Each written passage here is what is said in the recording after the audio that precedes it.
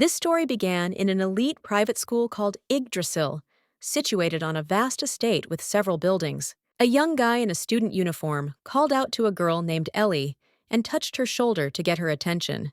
The high school girl turned around and surprised asked what could be so important to distract her so abruptly. But when Ellie saw the object of attention before her, her face immediately flushed with embarrassment. It was a well-known person, an extremely attractive and refined individual whose gestures and movements were admired with awe and excitement by those around her. Her dazzling beauty stood out even among the descendants of noble families. The beauty's name was Aania Livenshirt, and rumors about this lady preceded her inspiring admiration in some and envy in others. Besides her striking appearance, the girl was also known for being part of a special student organization called the Sky Vault. The boys gathered in the schoolyard were actively discussing not only her beauty and status, but also recalling her noble blood, as Aania belonged to the family of Duke Livenshirt himself. One of the female students, upon seeing the aristocrat, folded her hands in prayer and began praising her virtues, insisting that the lady was simply an idol for worship. Suddenly, one of the boys voiced doubt that the described virtues truly belonged to this girl, and those around him looked at him in surprise. Meanwhile, the senior student continued saying that he had completely different information, that the real Lady Livenshirt had an extremely nasty character. The brave one didn't stop even when the radiant beauty approached the crowd of students, closely adding that she was ruled by pride and greed. The enraged girl also heard several unpleasant comments about her figure. Her face reddened with anger, and rage was ready to burst out. Finally, Aania shouted that it was a blatant lie, but suddenly realized that everything up to that point had been just a dream. The lady sat up in bed and took a breath, feeling relieved that it had only been a nightmare. However, there were quite serious reasons for such dreams, as was evident even from the girl's hands. The face and figure of the nighttime beauty also spoke for themselves. So it was no surprise that Aania's subconscious produced unpleasant situations during her nocturnal dives into the dream world. Indeed, the eldest daughter of Duke Livenshirt had noticeable problems with excess weight, and with people around her who considered her an unmanageable teenager. To top it all off, the heir to the family played the role of a negative character in the game Fantastic Attraction. Looking at the wall of her room, Aania recalled episodes from this game, because only there did she have at least some control and moral support for her psyche. The game's premise was to develop the hero and improve their skills to achieve specific goals, and the girl being in her room was absorbed in it. In this universe, which became a new reality for the patient, accessible from any electronic device, not only could you communicate with friends, there was also the opportunity to build your structures, particularly castles, and upgrade them, and at the very end, the player could see one of the endings their actions had led to. Aania spent so much time in this virtual world that she had already seen all the possible cutscenes offered by the developers, even though it was incredibly difficult. It was an extremely challenging game where one careless decision could lead to total defeat, so not all players successfully reached the positive final ending. The main game location was Yggdrasil, a closed school for prodigies where exams were held every semester, and failure meant having to retake them. If the additional test also ended in failure, the student, i.e., the player, was immediately expelled from the institution, and the game ended for them. The difficulty lay in the fact that the character needed to maintain a sympathy rating, which meant there was a need to flirt with others, but flirting reduced the intelligence needed for studying. But if you focused on studying, sympathy would drop, and quite quickly the player would receive the negative ending number 10. It was hard to balance since the user could very rarely find a middle ground, developing everything in parallel, and often received one of the side endings, for example, 23, informing that the heroine became a servant. There were also other negative endings, like this one numbered 63, where the player was directly told that he had missed all his chances and was left completely alone. All these difficulties eliminated a huge number of people who wanted to play and did not even allow them to get closer to the main part of the game, but Aania managed to find a way to maintain a delicate balance. Further, Livenshirt realized that the actions in the game have their reflection in the real world, and the coincidences were complete, right down to the names of the main characters, princes and kings. For some unknown reason, the girl's consciousness entered one of the bosses who belonged to the villains of the game world reflected in reality. The bad guys in the game were fluent in magic, so they were a big danger to those around them. With the help of terrible spells, sorcerers and witches could bring incredible suffering to the heads of innocent people. There were cases when the unfortunate were immersed in an airless bubble during sleep, and they literally suffocated without regaining consciousness. The villains also kidnapped their victims, tied them up tightly, and burned them alive. Aslania recalled that this game had other bad endings that she didn't even want to think about. Yes, there were very tough and bloodthirsty game mechanics, so the character had to be developed carefully and thoughtfully so as not to return to the beginning at the most unexpected moment. Negative characters had great strength and power, and therefore they should be feared and avoided in every possible way in order to survive at least until the end of the next story stage. There were enough villains, but not all of them were strong and powerful. Some died by the middle of the gameplay, and closer to the end, bosses appeared. Deadly dangerous guys. For example, a tall blonde with an arrogant smile named Ruden, better known as the Prince of Light, a strong opponent. Or Yuven, called the Messenger of the Dark Forces, always calm, cold-blooded, and powerful enemy. And completing the trio of powerful bosses, the already known to us as Aania, nicknamed the Steel Empress, a truly dangerous and bloodthirsty enemy. It was here that our main character moved. It is noteworthy that her height and weight by the end of the game were equal to each other and stopped at the mark of 170 simultaten or kilograms. Because of such proportions, Lady Levenshurt had an impressive list of diseases from diabetes to problems with the spine, in total almost 20 different ailments. And therefore, the number of possible endings of her story was predetermined.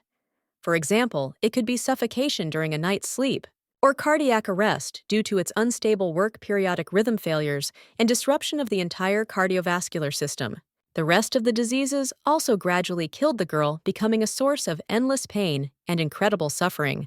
In fact, the patient spent her entire life in a medical facility, since only there could she be guaranteed frequent emergency care, which she desperately needed. And one day, the body still could not withstand the load, and was powerless against the piled-up burden of problems, and even medicine could not change anything. The patient died.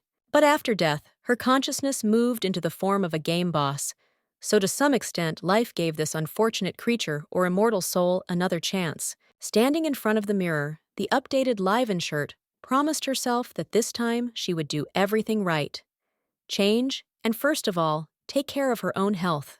The game Fantastic Attraction was originally conceived as a dating simulator where the character can be developed in different directions, while in all this time, only one person saw all the endings. Looking at the multi-tiered tray filled with all sorts of sweet and delicious dishes, the girl categorically declared that she refused to eat it. The maid was very surprised and asked if all these cakes and muffins were not enough for her, and the mistress wanted even more different desserts. To which Aslania replied that from that day on, she no longer wanted to have sweet snacks in the morning, but planned to change her diet and was going on a diet right now. The maid was shocked to the depths of her soul.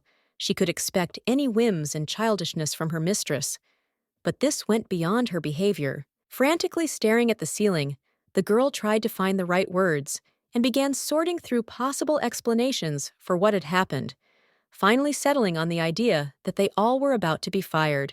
She shared her thoughts with another maid who agreed and suggested that the mistress would pretend to be on a hunger strike for a few days, and then, seeing no results, would blame the servants. The entire household watched in surprise as the little girl started running every morning in the yard of her luxurious mansion between neatly trimmed green bushes. Despite the sideways glances from those around her, Aslania continued her outdoor training, motivated by one simple circumstance that loomed over her every minute: a painful death.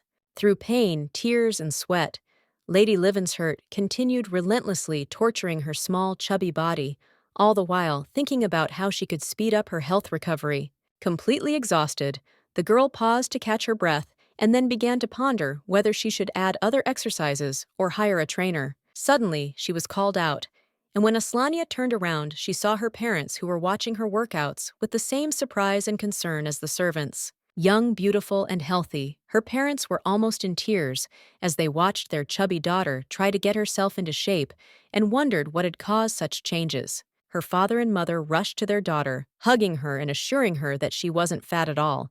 that she had the most perfect figure and needed to gain weight, not lose it. According to her parents, the horrifying picture was that their heiress was starving herself and was on the verge of collapsing from extreme exhaustion and weight loss.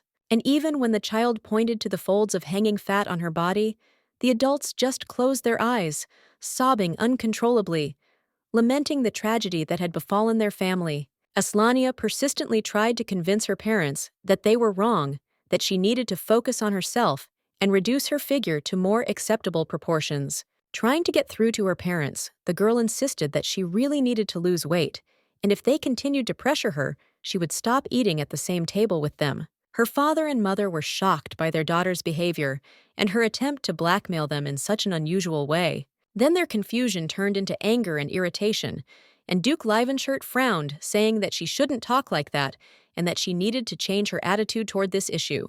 A cold glint flashed in his eyes, signaling his deep displeasure with the current situation. Then the father hurriedly put on a pained expression and said that she shouldn't torture herself for no reason, as it could be dangerous for her health. During the next meal, when the girl tried to eat only low-calorie foods, the subject of Aslania's interactions with children, her age was raised at the table.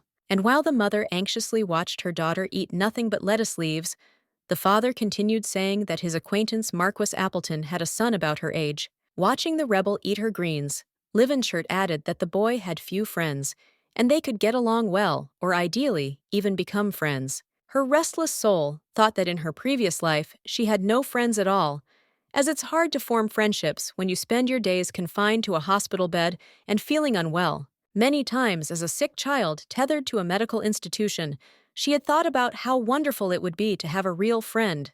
The teenager's envy knew no bounds, as she also wanted to laugh and joke with peers, play games, have fun, or just spend time doing whatever. Putting down her fork, Aslania thought that making a real friend was a great idea, as they could help and support her on her journey to restoring her health.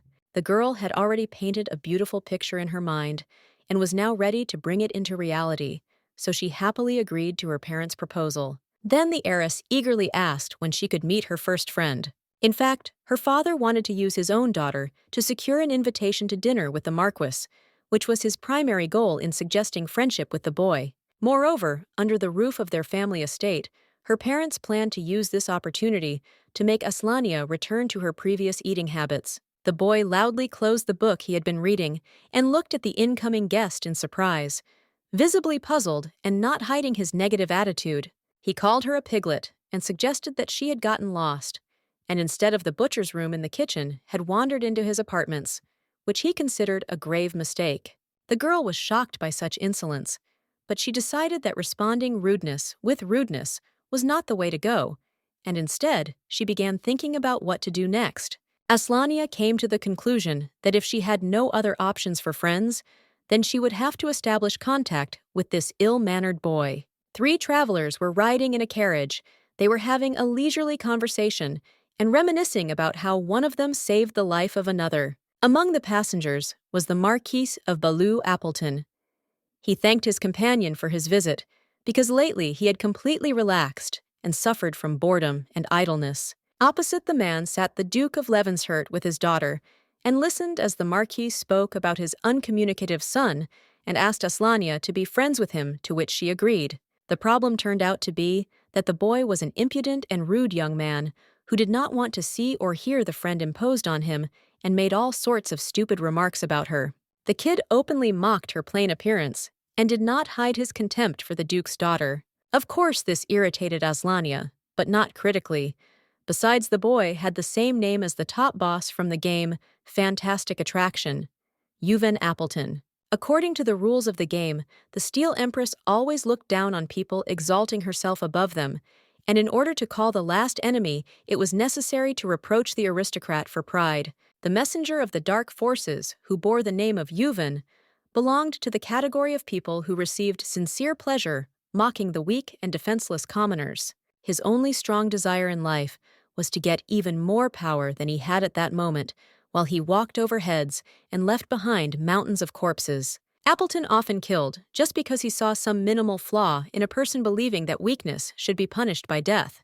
His strong magical abilities and endless evil created a terrible reputation for the guy as a bloody butcher called the Messenger of Darkness. Aslania was seated at a table that was literally bursting with incredibly tasty and excessively high-calorie food.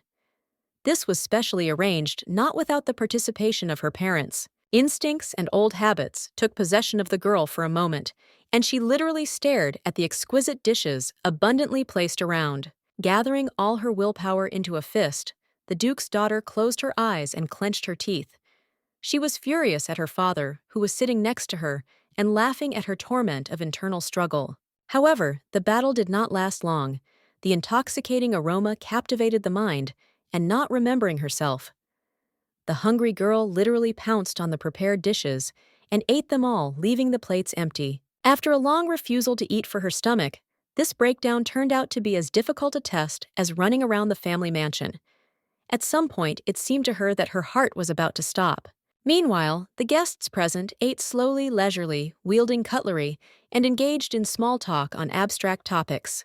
Carefully wiping their mouths with a napkin, they watched as the little girl could not control herself, and as her father praised the unfortunate little girl for her excellent appetite. A few days after the Duke of Leavenshirt's visit, Aslania was still continuing her unequal fight. Every time the girl found herself at the table, her consciousness was powerless before the mass of attractive dishes and treats. But as soon as she managed to leave the walls of the mansion, her willpower returned to her, and the heiress of the family began to torture herself with physical exercise, usually running.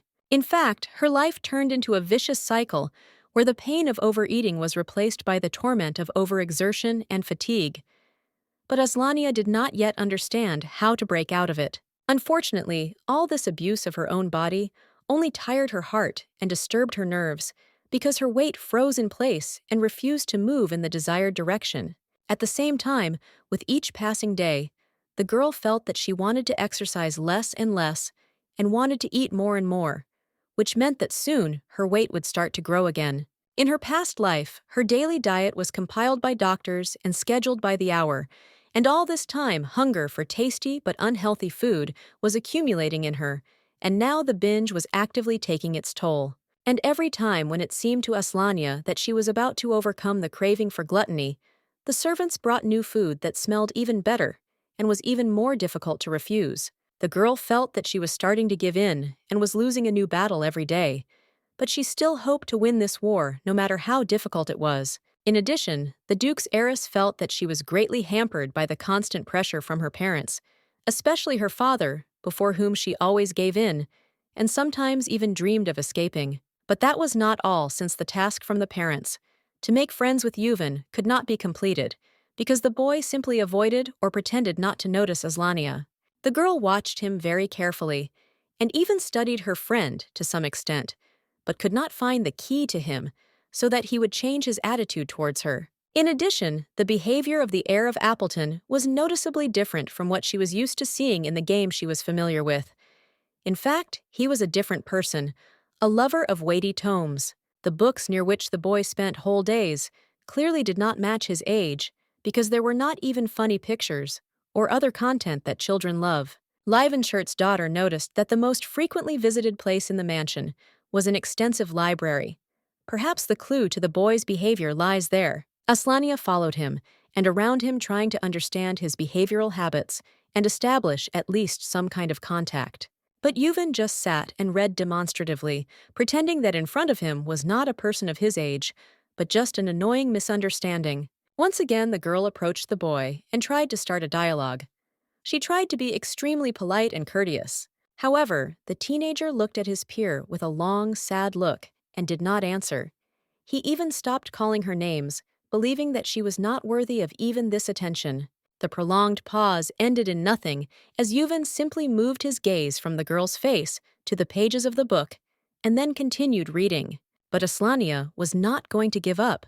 She had been gentle and patient for too long, and now a plan had matured in her head according to which she must awaken the power dormant in the boy. To do this, she came even closer to the Marquise's son, and with a sharp movement snatched from his hands a large red book, which the heir of Appleton had been enthusiastically reading all this time. Then, the pretender to a friend leaned right over the surprised boy and offered to play an exciting game where they had to fight each other. The publication was dedicated to how you can easily kill an enemy without putting much effort into this process. It should be noted that as Aania had been preparing for this moment, she had studied some materials in the library and was now more advanced in magical matters than before. More than others, the girl was interested in control magic because she needed such skills to solve pressing problems. The observant little girl noticed that more than others, Yuven was attracted to tomes on the topic of increasing one's own power, as well as gaining magical power, which meant that the beast was already awakening in him. Aslania thought that while this boss was still a child, he could not pose a danger, but apparently it was in childhood that his terrible insides were formed. This meant that the girl had to hurry because every day of his classes increased the risks of destroying all her plans for a happy new life in this world. And suddenly, an unusual idea came to her mind on how to fight the boy and defeat him without resorting to magic or special spells. The technique turned out to be incredibly simple and effective.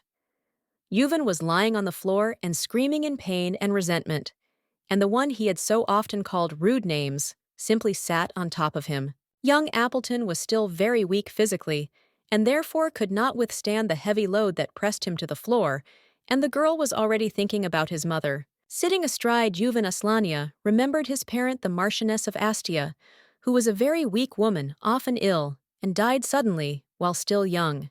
The girl heard that pregnancy and childbirth had finally undermined the health of the unfortunate woman, and she could no longer climb out of the abyss into which she was sliding. The mother of the heir to Appleton died having lived only a few years after the birth of her son, which undoubtedly affected his future life.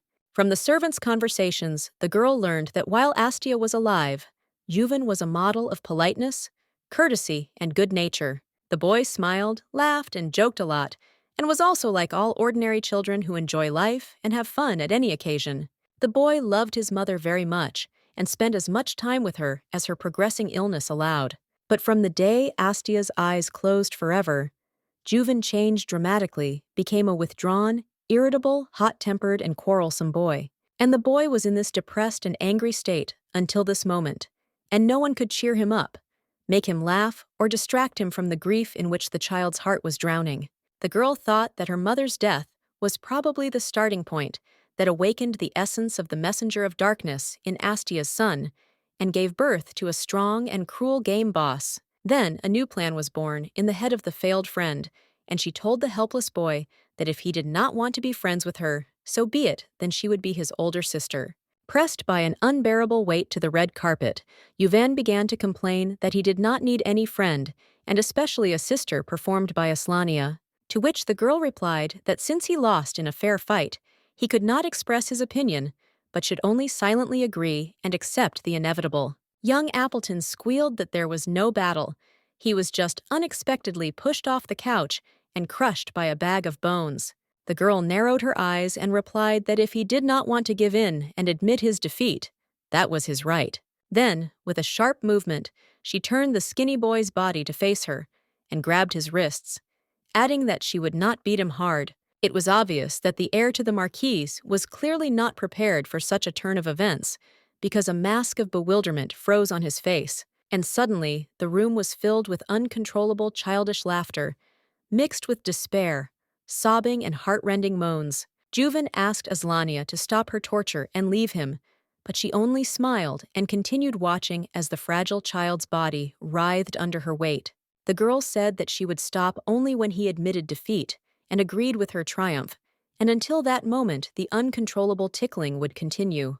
Without losing her pressure, the Duke's heiress added that she really liked to hear his laughter, and that the boy had been walking around with a sad expression on his face for too long. Seeing that the heir of Appleton was beginning to waver, Aslania increased the pressure and sped up her movements. Yuven was holding on with all his might, but his emotions were already approaching the very edge of his endurance, which meant that the boy was seriously beginning to think about stopping the torture at any cost. Finally, the young aristocrat filled the room with a shrill cry that he surrendered and begged for mercy. Meanwhile, the servants who were nearby were shocked to hear the young master laugh for the first time in many years. Not daring to approach the maids began to cry, remembering the great loss that the boy had to go through, having lost his beloved mother at such an early age. The servants also assumed that in this way, the Marquis's heir was expressing his joy associated with his new girlfriend, the Duke's daughter, but they simply did not see his face at that moment. After some time, the children went out into the blooming garden and approached a huge bush of blue roses that had blossomed a few days ago. Aslania happily announced that if Yuven wanted, they could repeat this game competition at any time. The boy looked depressed and replied that it was a stupid idea, and he really did not want to repeat it under any circumstances. Making a sly expression and picking a rose, the Duke's heiress noted that from now on he should call her Nuna and add some respectful words because she was older.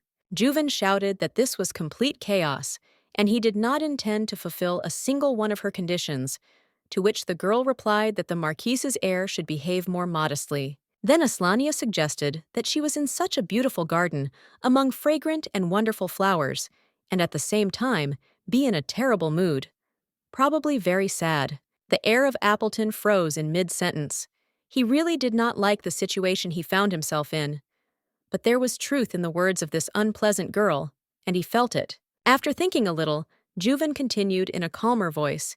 He noticed that no one had called these flowers such beautiful words before. Standing in front of a huge bush of blue roses and holding one of its flowers in her hand, the Duke's heiress wondered why they were not given due attention. Then Aslania brought the flower to her nose, inhaled its aroma, and repeated her question, adding that it was very strange not to call a spade a spade.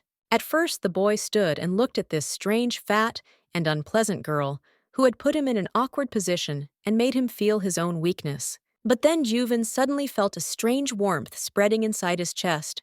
He had not experienced this feeling for a long, long time. Once upon a time, many years ago, a great distortion of the magical space occurred in the world, which is called the First Distortion. These were truly dark times. Monsters broke into the realm of people and sowed chaos, lawlessness, and suffering left and right. According to the records of ancient legends, it was during those times that a unique blue rose appeared, which did not exist before. Yuven finished the story, saying that the flowers took root well and are popular, but no one dares to call them beautiful since they are associated with the invasion of monsters. The girl did not answer, but continued to stand and squeeze the stem of this mysterious flower, with a difficult history in her plump palm. The boy asked if Aslania still considered these flowers beautiful after learning how they appeared in their world. The Duke's daughter replied that she knew this story, but had never found any evidence or confirmation that it was true, and therefore preferred to call beautiful flowers beautiful. Yuven said that no one liked these flowers and everyone spoke badly of them, and they remained in the garden only because his own mother planted them. On the eve of the birth, the condition of the Marchioness of Astia noticeably worsened, so the head of the Appleton family turned to the doctor for help to analyze the condition of his wife. After carrying out the necessary manipulations, the doctor turned to the Marchioness of Balu and said that there was no way to save both the mother and the child at the same time, so the husband must make a difficult choice. At the same time, the specialist added that there was no time to hesitate, because time works against the health of both the mother and the unborn child. The Marquis had a very hard time making the decision, but the situation had developed in such a way that there were no other options, so he focused on the answer. Gathering all his courage, the man clenched his fist and gave the doctor an answer. However, despite the fact that all efforts were aimed at saving only one member of the family, both survived. The first thing Astia said, taking the baby in her arms, were the words, "Blue Rose." She added that they should plant this flower around the estate as a reminder of the miracle that had happened. The Marquis tried to weakly object to his wife that people would not understand such an act, but his wife gently insisted on her own, and Balu did not argue. And since then, this unusual plant has settled on the territory of the Appleton family estate, as a living reminder of the miracles happening in the world. Not everyone shared Astia's view of the miraculous healing that had occurred, but over time, people simply got used to the blue color that filled the rooms and the yard. The simple servants resisted the longest in their minds. The rose symbolized trouble and brought misfortune, so they always perceived this desire of the mistress with condemnation. Yuven added that people spoke well of the flower only out of respect for his deceased mother, but in fact, everyone tries to stay as far away from blue flowers as possible. Meanwhile, a butterfly of the same color flew up to the flower, and the boy added that he believed in the sincerity of Aslania's words and thanked her. The surprised girl accidentally scared the insect and looked in surprise at her planned friend. This moment seemed especially touching to her. The Marquise's heir continued saying that he tries not to mention his mother because it is difficult, but today the memories of her and the garden roses echoed in his heart, not with pain, but with warmth. The butterfly flew up to the flower again, probably attracted by the rich blue color harmoniously combined with the shade of these light wings. A month passed so slowly, and the day came when Aslania had to leave the Marquise's estate and return home. The first thing the girl did was go to Yuven, and while the heiress of the Duke of Livenshirt hurried to her named friend options for their meeting, flashed through her head for some reason, for the most part they were negative. Over the past 4 weeks, the young lady had completely abandoned her diet, but she managed to concentrate on the boy, and joyfully shouted that she was leaving when she literally burst into his room. However, the young aristocrat was not in the library, although all the days before this, he began his morning with books. Now only the maid was here. The girl bowed respectfully to the heiress of the noble family and said that the young master was not here. Then the maid said that Yuven went to a place that is not customary to speak about out loud, but Aslania still did not understand anything. Seeing the confusion on the girl's face, the maid added that this place is located somewhat far from the house and prying eyes. There on the hill in the shade of a small tree and surrounded by nature is the grave of Astia, the mother of the heir to Appleton. The Duke's daughter asked in surprise why Yuven went there today and not another day, to which the girl replied that today was the birthday of the deceased Marchioness, which her son never misses, and always visits his mother. The servant saw how the young master went there, as he had done all the previous years. The servant also added that Yuven took with him a bouquet of blue roses, which the Marchioness loved. Aslania thought that her son wanted to honor the memory of his deceased mother, and give her favorite flowers, which she associated with a miracle. The boy had almost reached his destination when he suddenly heard a voice behind him. It seemed to him that someone had called him by name. He looked around the area again, but saw no one. Deciding that he had imagined it, Yuven turned around and set off again. He knew this road well. The heir of Appleton slowly moved up the hill to its top, covered with lush green grass, occasionally skirting sparsely standing trees. The boy's hearing did not deceive him. Someone really was following him and watching him for some time. Soon, the silhouette of the person pursuing him appeared behind the foliage. The huntress almost tracked down her target, but getting to it was not as easy as it seemed at first glance. The thing is that the climb was incredibly difficult for the girl. Every step up the mountain echoed in her ears. Aslania even picked up a stick to lean on like a walking stick, but it was of little help. The low hill turned out to be a serious obstacle on her way. The Duke's heiress remembered the maid who spoke about this mountain as a small elevation that could be easily climbed in just a few minutes. Every movement was incredibly difficult, but the young lady was not one to give up easily. Suddenly she saw a petal of a familiar color under her feet, and a little further, right in the grass, lay the bouquet of blue roses. The girl thought about what could have made the boy throw away his mother's favorite flowers. Aslania stopped to catch her breath and began to carefully examine the find. It turned out that the flowers were not laid, but simply thrown. The Duke's heiress did not yet know what had happened, but her guesses were the worst. Suddenly she realized that she needed to act, threw away her stick, and rushed to the very top. It was hard to walk and incredibly difficult to run, but the girl overcame the pain in her side and moved forward quickly and inexorably. Suddenly, Aslania stopped dead in her tracks, because she did not expect to see this picture in front of her. Yuven was sitting on the ground, and above him towered a huge bony monster who had appeared out of nowhere on the Marquis' estate. The monster was scary and disgusting. It waved its terrible claws and long tail right in front of the child's face, and purple slime was dripping down its head. The Duke's heiress did not understand how this was possible and did not know what to do, because confronting such a powerful opponent in her condition was tantamount to suicide. But something else was more important. What exactly did the monster want? Why did it come here? And what were its true goals? Why did it attack the boy? Meanwhile, the bony tail of the monster began to wrap itself around the boy's head. This did not bode well, rather the opposite. And then the strong and powerful hand of the mystical creature reached out to Yuven. The young gentleman looked at the approaching threat, as if spellbound, and did not even try to do anything. And a moment before the dark paw of an unknown beast fell on the fragile child's body, Aslania rushed to the boy and covered him with herself. Then the bright colors of the world quickly faded, and everything was plunged into some strange twilight. The girl's light hair fluttered in the wind, but its owner did not notice it. Her consciousness was now far away. She thought that if she did not prevent the monster from killing Yuven, then in many years she would get rid of the need to fight the boss called the Messenger of Darkness. However, her body began to react against her will, and therefore rushed to save her friend who was now unharmed. The heir of the Marquise held Aslania's limp body in his arms and could not believe what was happening. According to the plot of the game, Fantastic Attraction itself, Yuven Appleton was supposed to be the final and most dangerous boss, but the time spent together was not in vain, especially for the girl, as she felt that she had a real younger brother, albeit with a difficult character. In her past life, Aslania dreamed of having a brother, and during the past time, she managed to become attached to the boy with her soul and heart. But a terrible monster stood in her way to happiness, and she could not stay away.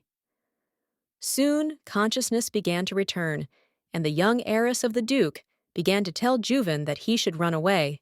The boy was shocked and could not say or do anything. It felt like the boy had fallen into a stupor. The thought was spinning in the little heir's head that he was wrong because this ugly girl had just proven that she could be a strong and loyal friend. Yuven was impressed by the fact that Aslania had just rushed and risked her life for the sake of a stranger. The Marquise's heir immediately remembered the words of his mother, who before her death asked him to be strong when she was not around. Many times the boy heard the servants whispering and discussing the death of Lady Aslania, and then they, as a rule, blamed the boy for the tragedy. The boy thought about how to stay strong if you caused the death of a loved one. Yuven had read a large number of wise books, and knew how important it was to have a strong body, a developed spirit, and an unbending character. The books gave a lot of different advice in any direction of life, and the boy gradually absorbed them all, while he considered the development of the body to be the easiest. But the ancient tomes and modern sources said nothing about training the soul, and every time remembering his mother, the child cried, unable to cope with the rolling waves of heavy emotions, and drops of bitter tears flooded the pages. Suddenly she appeared in his life, a fat girl with a loving heart whom he rejected in every possible way, but she still managed to find the key to his soul. Aslania was full of flaws, from her food addiction to her plump appearance, but the girl always aspired to something, even if she had no chance of winning or any success the Duke's heiress tried under any circumstances. However, having found herself in a critical situation, she reacted without thinking in the way she considered correct. And now Yuven was left alone with the monster one-on-one. The boy looked with wide-open eyes into the tiny eye sockets of the monster and did not know what to do. The young gentleman remembered well his mother's words about being strong, but he did not understand what exactly he should do in such a situation. Then Aslania's words came into his head about him needing to get out of here as quickly as possible. All this time he considered her weak, helpless, and useless, but everything turned out to be quite the opposite. The boy ran his hand through the girl's hair. She no longer seemed as disgusting and vile to him as before, and he thought that the friend he had imposed on him was really stronger and better than him. Then Yuven remembered his mother and realized that the bravest thing a person could do was to give up his life for someone else. That's exactly what the Duke's heiress did when she shielded the boy from the clawed paw of the sinister monster. And now, the young gentleman was able to gather in his head the complete picture that he lacked for a true understanding of the nature of human strength.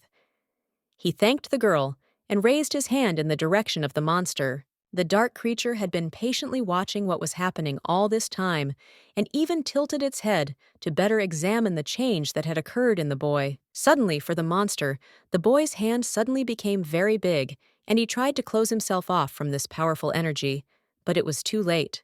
Unable to resist the flow of the powerful element, the alien from another world cried out in pain and felt himself being squeezed from all sides by strong fingers. He could not resist or even move his strong arms or bony tail, as if a dark, dense cocoon had enveloped him from all sides and compressed him to microscopic sizes, subordinating him to someone else's will. Then Yuven clenched his fist with all his might and flattened the monster along with its trap, thereby sending it on a return journey to where the stranger had arrived in our world from. After defeating the darkness, the heir to the Marquise returned to Aslania. Fortunately, she was not hurt, but only lost consciousness, and was now in a state of deep and carefree sleep. The boy looked at his friend with warmth, and thought that now his life would be completely different, because if she had not risked her life, then surely he would have grown into someone unknown. The monster suppressed his will and fettered his mind with its unexpected visit, so that Yuven was confused and showed weakness, although his knowledge was enough to deal with the enemy. The heir of the Marquis recalled that all the years spent behind books turned out to be useless as soon as fear fettered his body. The fact is that all this time, the boy lived with a sense of guilt for the death of his mother, which destroyed him from the inside and made him weak. But now everything has changed. Now Yuven understood that there are things in the world worth living for, and his new girlfriend helped him understand this, for which he was very grateful to her. After which, the teenager remembered the bouquet of blue roses thrown during his escape from evil spirits. Now they became a symbol of a miracle, not only in the life of his mother, but also in the fate of his son. In the main hall, a solemn farewell was held for the family of Duke Levenshurt, whose month-long visit had come to an end. In addition to other members of the family, Yuven also came out to see the guests off. Now he was a completely different person. Than a month ago, a smile shone on his face, and there was clarity and confidence in his gaze. Aslania was very pleased that she had finally managed to solve this problem, albeit in such a risky way, and the girl was also happy that the boy began to call her Nuna as she wanted. They parted as true friends, and the Duke's heiress was very pleased to see the smile of young Appleton, so she invited him to stay with them. Finally, Yuven asked the young aristocrat to describe the image of the ideal guy that had formed in her head by that moment. Nuna thought about it. It was a sudden and very difficult question. However, she immediately began to list the criteria that her ideal should meet. The first thing the Duke's heiress remembered was muscles. There should be a lot of them, and a man should literally exude health, strength, and power. In second place were internal qualities such as kindness, care, responsibility, politeness, and a beautiful smile, to which Yuven promised that he would become just like that. One day Aslania fell ill. This happened even before visiting the Marquise's mansion and meeting the Appleton family. But this was not a simple disease, but a magical fever that some children suffer from in their teens. At that time, the girl was 11 years old, and the illness overtook her right in the middle of the night, in bed, when for several hours her body underwent mystical transformations. When the unpleasant sensations passed, the girl realized that a magical essence had awakened in her, and she had now embarked on the path of magic. It was at this moment that a teenage girl who had died somewhere in a parallel reality was transferred to the body of Aslania Levenshurt and became who she is now. After some time having settled into this world familiar to her from the plot of the game, the young sorceress came to her father and told the Duke that a magical gift had awakened in her. The parent, who was drinking aromatic tea at that time, was surprised and pleased. At the same time, he asked why she hadn't said anything about it before, because fever occurs differently in children. Then the man got a little angry, because the girl had hidden her condition from her parents, which usually should have been observed and controlled from the outside. But after Aslania told her that it was a very quick and almost painless fever, the father softened and lifted his daughter high up. He began to spin the girl from side to side, causing more unpleasant sensations than during the last illness. The young sorceress thought that sometimes it is better not to have any gift and live a calm, simple life without attracting the attention of evil monsters and without touching dangerous elements. However, Aslania soon realized that it is better to use all available opportunities and resources in order to plan actions as competently as possible, and therefore magical knowledge can really help her. The father leaned over his beloved daughter and offered to test her magical abilities in order to understand what element had been dormant in the young sorceress all this time. The Duke led the girl to a large crystal ball resting on a satin pillow and told her to place her childish hands on its smooth surface. The artifact responded even before Aslania had time to touch it. A bright light green hue appeared in its depths, which surprised her father. The head of the Levenshurt family was shocked by how strongly the attribute reacted to his daughter's magical abilities. As a result, the ball revealed a strong magical gift called enhancement, and then the Duke promised that he would find a suitable teacher for his beloved daughter. After some time, the father called the heiress to him and showed her a guy dressed in high brown boots with belts. It was a stately and strong young man named Bertrand Schumann. He thanked for the honor bestowed upon him by the noble family and introduced himself as a mentor of the magical craft. Aslania looked at this broad-shouldered, handsome man and could not believe her eyes. She did not know anything about this teacher yet, but she had already literally fallen in love with him. The mentor smiled and said that he was glad to become a trainer of magic for the young lady, and in the near future, they would begin magical exercises. The Duke's heiress still could not utter a word. She was so shocked by their acquaintance that she literally fell into a stupor. All Aslania could do at that moment was look at Bertrand, with her mouth open in amazement, and repeat his name in her head. Finally, the young sorceress somehow overcame the confusion that had arisen and replied that she was also very pleased to meet him. After which, the young sorceress asked when their long-awaited training would begin, to which the guy laughed and praised her for her thirst for knowledge. Suddenly, Schumann squatted down and began to examine his ward very carefully. She did not understand what was happening. Looking at the surprised Aslania, Bertrand said that before starting magical practices, she should prepare a little and do something. The next phrase of the handsome mentor literally knocked the teenager out cold from it. It followed that the student's weight was 38 kilons, and her height was 136 centimeters, and such a proportion was an obstacle to learning. Squinting and folding his arms across his chest, the mentor noticed that her magical potential far exceeded her physical development, which meant she needed to get her body in order. Right before the eyes of her astonished father, Schumann said that the girl needed a diet, but losing weight on the mansion's territory was simply impossible since it was too comfortable. Ignoring the Duke's gaze, Bertrand continued that it would only be difficult at first, and when the ward mastered the magic of amplification, she would be able to turn what she ate into mana, and the excess weight would go away forever. Aslania looked at the teacher and could not believe her ears, because he was offering her a way to escape obesity, and at the same time giving her hope for a return to hearty meals.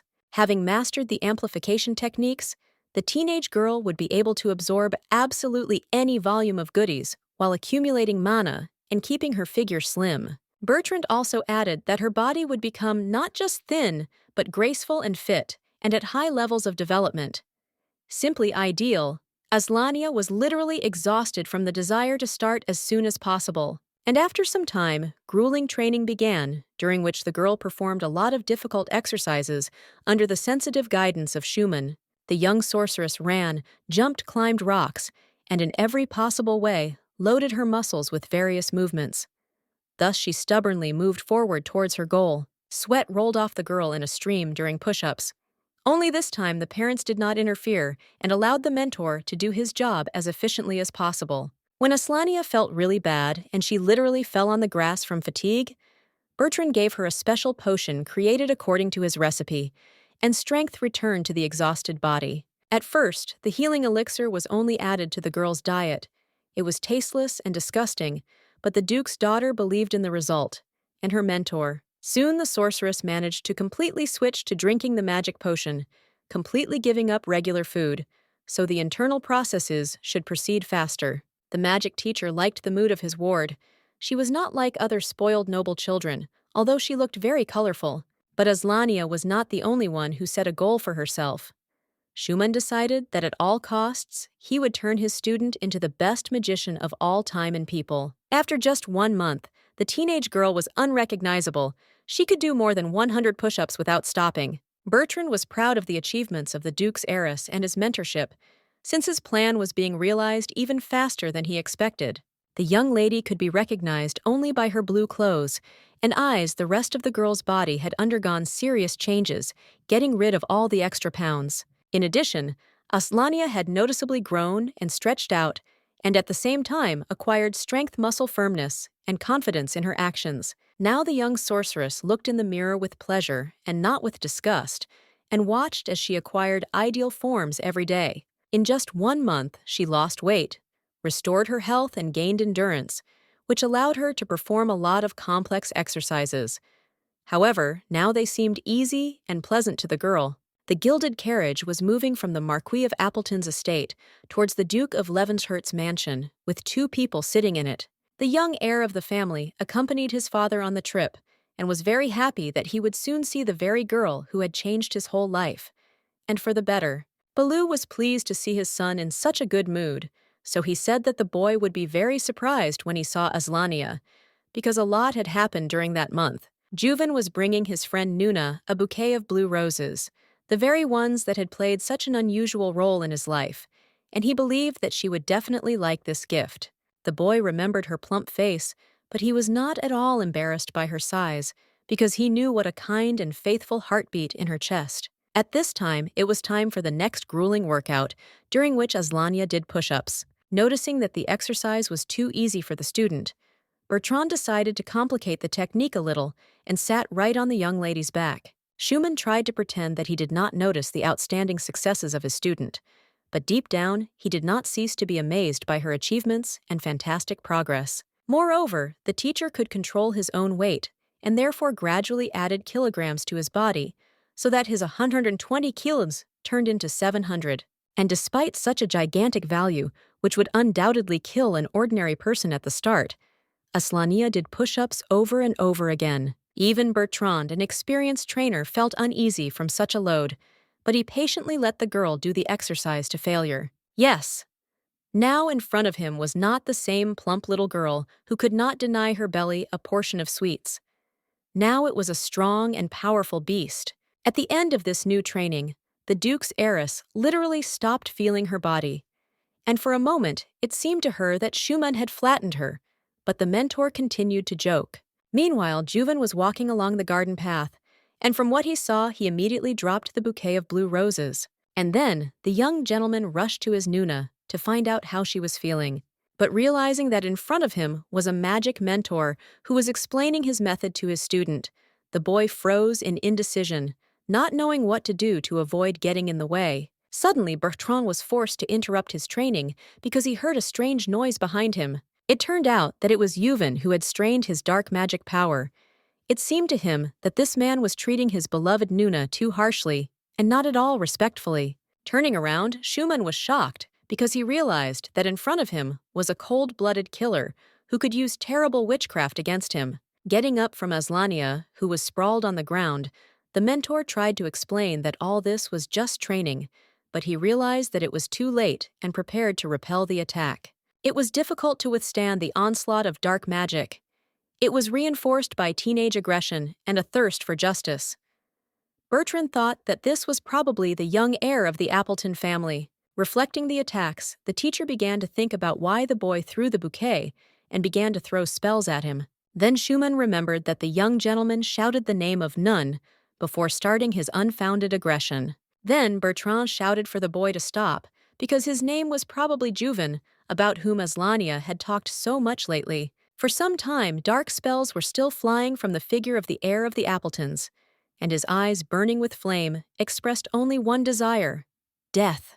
But suddenly, the meaning of what the mentor said finally reached the magician's consciousness, and in an instant he changed both in his face and in his actions. And now, before Schumann stood no longer a cold-blooded and ruthless dark magician, but a timid young man in love who trembled and caught every word of his Nuna's teacher. Bertrand told how much Aslania talked about her friend from the Appleton family when she was resting after sports and magical practices. In fact, the ward never told the teacher about Yuven, but the experienced mentor, seeing the bouquet of flowers and the teenager's reaction, decided to play ahead and turned out to be right. The boy was in love.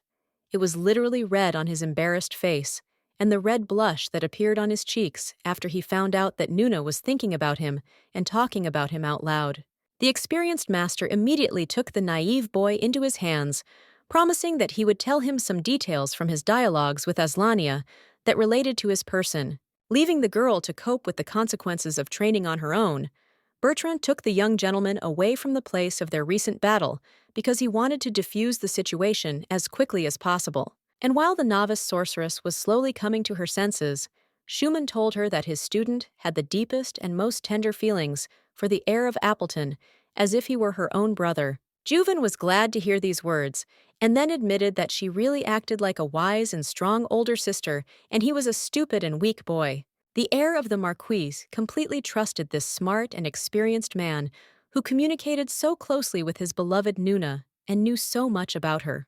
Then Bertrand added that Aslania always believed in the boy that he would grow up and become a very good and strong person. Seeing that the boy was very easy to contact, Schumann assumed that she thought so much about him because she liked Yuven, but Aslania was afraid to admit it. Suddenly, the son of the Marquis perked up and asked the mentor why he used such cruel methods in training, because it was hard to, which Schumann replied that there was no other way. Bertrand explained that the magic of strengthening has its own characteristics, and without tedious training, it cannot be developed. In addition, if approached incorrectly, it can cause a dangerous disease. After which, the mentor looked at the blue sky with white clouds and added that he believed in her since she was a very capable and purposeful girl. Then Schumann warned Yuven that what was said between them today should remain a secret. Otherwise, Aslania would stop trusting her mentor and sharing her thoughts about the boy with him. And in the end, Bertrand concluded that if the student had no one to discuss the Marquise's son with, she would stop thinking about him, to which the boy immediately responded, assuring that he would keep everything a secret. Thus, the clever teacher avoided all possible troubles and ignited the flame of true love in the young heart of the young master. After a short silence, Yuven began to look at the sleeping girl and asked when she would wake up from this deep and sleepless sleep, to which Schumann replied that it would happen as soon as her strength was restored. Training and practice continued all summer, and outside the window, the trees had already turned yellow, and the forests had replaced green colors and shades with yellow, red, and orange. Standing on the scale, Aslania was finally able to exhale because her new weight was 33 kg, which she considered the ideal indicator. Despite serious physical training and the presence of incredibly strong and firm muscles, this was practically not manifested in any way. Outwardly, such was the magic of strengthening. The exercises led to the fact that now this fragile-looking teenage girl could lift multi-ton stone blocks with one hand. The only thing the Duke's heiress regretted was that after finishing her studies, she and Schumann would have to part ways, and she had become so accustomed to him. Aslania was somewhat consoled by the fact that now any heights were available to her, and she could easily stand up for herself or even protect someone if necessary. The young sorceress looked to the future with confidence, because she had learned to win difficult tests, which meant that life would now be simpler and easier. Meanwhile, Yuven was also not lagging behind. Several months ago, magical abilities appeared in him, and he was slowly developing them. Nuna tried to direct and in every way support any manifestations of kindness in his heart, because she knew that according to the plot of the game, he could become the most terrible villain in the world. Aslania was proud of herself because she was sure that as long as she was around, she would be able to control and restrain his aggression, as well as direct the dark force into a peaceful direction. However, Yuven was a sweet and modest boy. Only in appearance, there was another side of the teenager which was not available to everyone. It turns out that Schumann taught not only the Duke's heiress, but also taught the Marquise's son important life lessons, where he talked about when and how to show or hide strength. Bertrand taught that power should be hidden deep inside a man, and that something funny and harmless should be put on display, something that will cause a smile and affection. The young gentleman felt a little awkward, constantly wearing the mask of a weak and helpless boy who is fond of all sorts of children's games and animals. The mentor said that you need to pretend to be weak until Juven's height overtakes Aslania, and then you can reveal yourself in all your glory and demonstrate your strength. Such tactics looked very complicated, inconvenient, and time-consuming in the eyes of the teenager, but Bertrand insisted that this was the best way to win the heart of his beloved. One day, the Marquise's heir entered the room of a teenage girl while she was sitting at the table and asked her what she was doing, to which he replied, "Looking in the mirror." Juven laughed and suggested that Aslania did not need a mirror at all because she was so beautiful that she did not even need to check it. The Duke's heiress was very pleased to hear such words, and she was once again convinced that he really was a good guy. Joy overwhelmed the children. They came up to each other and began to laugh and hug each other cheerfully. Blushing, Aslania asked if she was more sympathetic now that she had gotten rid of the extra pounds, and Juven replied that he enjoyed her company regardless of the number on the scale. The young sorceress asked him again if he really thought so, to which the young gentleman replied that she was always as beautiful as a fresh flower. Memories from the recent past surfaced in Nuna's mind when just a few months ago, this probable messenger of darkness called her a fat pig and constantly ignored her. The sorceress was a little embarrassed that despite all the changes, her eyes remained the same, and she saw in them a villain who should turn into a negative boss in the late stages of the game. However, against the background of other changes and the restoration of health of the whole body, this detail seemed small and insignificant, especially when Yuven was nearby. The sun blinded the room with bright rays, and the children decided to go for a walk on this clear, fine day. Suddenly, the girl picked up the guy in her arms like a feather and carried him to the exit of the room. The heir to the Marquise tried to stop her, but she did not listen to him. During another meal in the dining room, under a beautiful chandelier, the father told his daughter important news that they were invited to a reception in Hwanson. The girl asked to tell her the details. It turns out that the crown prince will soon have a birthday, and the aristocratic families close to the court will be there as guests. Aania remembered that according to the game plot, one of the final bosses was the first prince, Ruden von Heinberg, or simply Ruden. This tall and stately blond man, with a constant sly smile on his face, was one of the three most difficult opponents in the fantastic attraction. In the final stages of the game, the heir to the imperial throne was distinguished by his striking appearance and serious influence, but now he was only 11 years old. Despite such a young age, the crown prince possessed several magical elements at once, but his leading and main one was always light in all its manifestations. Ruden von could have become the greatest hero of all time, become famous for his good deeds, and do great things. But his bad character spoiled everything, gobbling up aromatic muffins. Aania remembered that his appearance was as beautiful as his content was terrible. To awaken this boss, it was necessary to fulfill only one condition: to eclipse his image with the glory of his own hero, since Heinberg could not tolerate anyone on the Olympus of popularity. The Duke's daughter really didn't want to run into this monster in a beautiful shell, but she understood that their meeting was inevitable. Well, the main thing is to look worse than him. The young sorceress was lying on the bed and thinking about how she should behave so as not to inadvertently attract unnecessary attention from others and not push away the prince's fame. Before the planned visit, the maids came to Aania's chambers to help the Duke's heiress choose an outfit befitting her position. The girl really looked good. Her light clothes harmoniously matched the color of her hair and eyes. The young sorceress was embarrassed and thanked the girls and thought to herself, why are beautiful outfits so uncomfortable and impractical? The young aristocrats were traveling in an elegant carriage to celebrate the birthday of the heir to the throne. Aania asked if her friend had ever been to such events, to which the boy answered negatively because he was too young. The Duke sitting opposite noted that for the children, this would be the first reception of this level in their lives. But they should not worry, they were so sweet that nothing would threaten them. And while the carriage harnessed by a pair of horses was traveling through the picturesque expanses, the father told his daughter that many of the guests already knew about her, so she would not be lonely. Catching his daughter's puzzled look, the head of the family smiled at his wife, who was sitting next to him, and took several photographs from the inside pocket of his jacket. Then the man handed over one of the cards and showed his daughter the photo, accompanying it with a comment from the series. What a wonderful girl we have. When Aania saw her image, she was shocked because it was not just an old photo, but the one where she looked disgusting. Holding the card in her hands, the girl literally lost the power of speech, because there she was the same. Fat, weak, and sick. The father handed over a few more photos and added that he tried to capture the most colorful moments in the life of his heiress when she was still 9 years old. The images were really different, and in each one, Aania looked very happy and enthusiastic. However, the theme of the photos was united not only by the presence of a fat and happy girl, but also by the obligatory presence of destroyed dishes, meat sweets, and others. Putting the cards back, the father said that he really liked it when his little girl ate so well, and therefore he tried to warn the guests about the visit of such a gluttonous child to the party.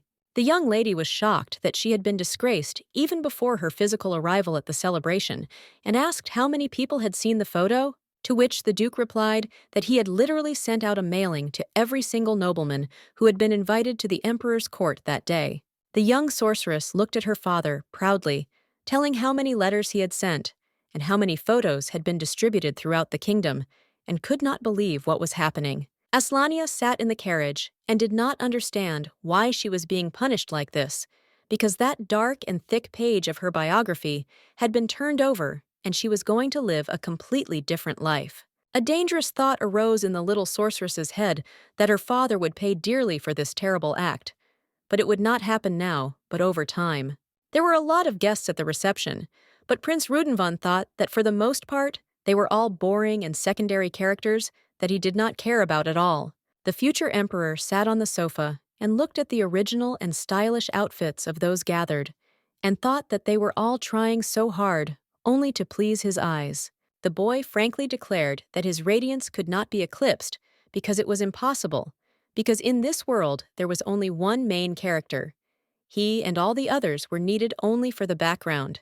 An elderly tall man appeared next to Heinberg. He politely asked the crown prince if he had learned the names of all the guests, to which the boy replied that it was easy because he had a super memory. Then Ruden complained that the guests who had arrived were tiring him out with their long congratulatory speeches. He wanted to finish the formal part faster. And indeed, every nobleman invited to the palace considered it obligatory to express his wishes as pretentiously and beautifully as possible, so the process was delayed. When the arrival of Duke Levenshurt was announced, the crown prince no longer even looked ahead, but closed his eyes dozing, leaning back on his sofa, mechanically answering those present. And only when the butler, following the names of his parents, Leon and Helen, called Aslania's name the smug teenager, perked up and sat up straight. Since such events are often boring, those gathered always find something to gossip about, and thanks to the Duke's mailing list, everyone was eagerly awaiting his daughter. As soon as the aristocrats crossed the threshold of the hall, all conversations died down, and their gazes turned to the young girl whom everyone knew from photographs, and now those around her were delighted with her appearance. The young sorceress understood that her plan to remain as quiet as a mouse had failed miserably, and she was also ashamed in front of all these people for her gluttony. However, it was very pleasant to hear such a number of muffled, enthusiastic speeches, and after a few seconds, Aslania's mood went uphill. The heir even stood up from his seat in surprise, which had never happened before. He thought that all these photos of the fat sweet tooth were just her father's way of protecting his daughter from the evil eye. Heinberg decided that the photos could not belong to the Duke's daughter, because it was impossible to undergo such a powerful transformation so quickly. Then, Ruden caught himself thinking that he liked her very much, and therefore she could very well join him for some entertainment. In his childish imagination, the crown prince immediately began to draw pictures of their future together, and with each episode, Aslania began to take up more and more space in them. The guests froze and looked towards the heir to the empire, who not only stood up from his seat, but also headed straight for the Duke's daughter, which spoke of the highest favor of His Highness. Coming even closer, Heinberg stopped and looked closely at the young guest.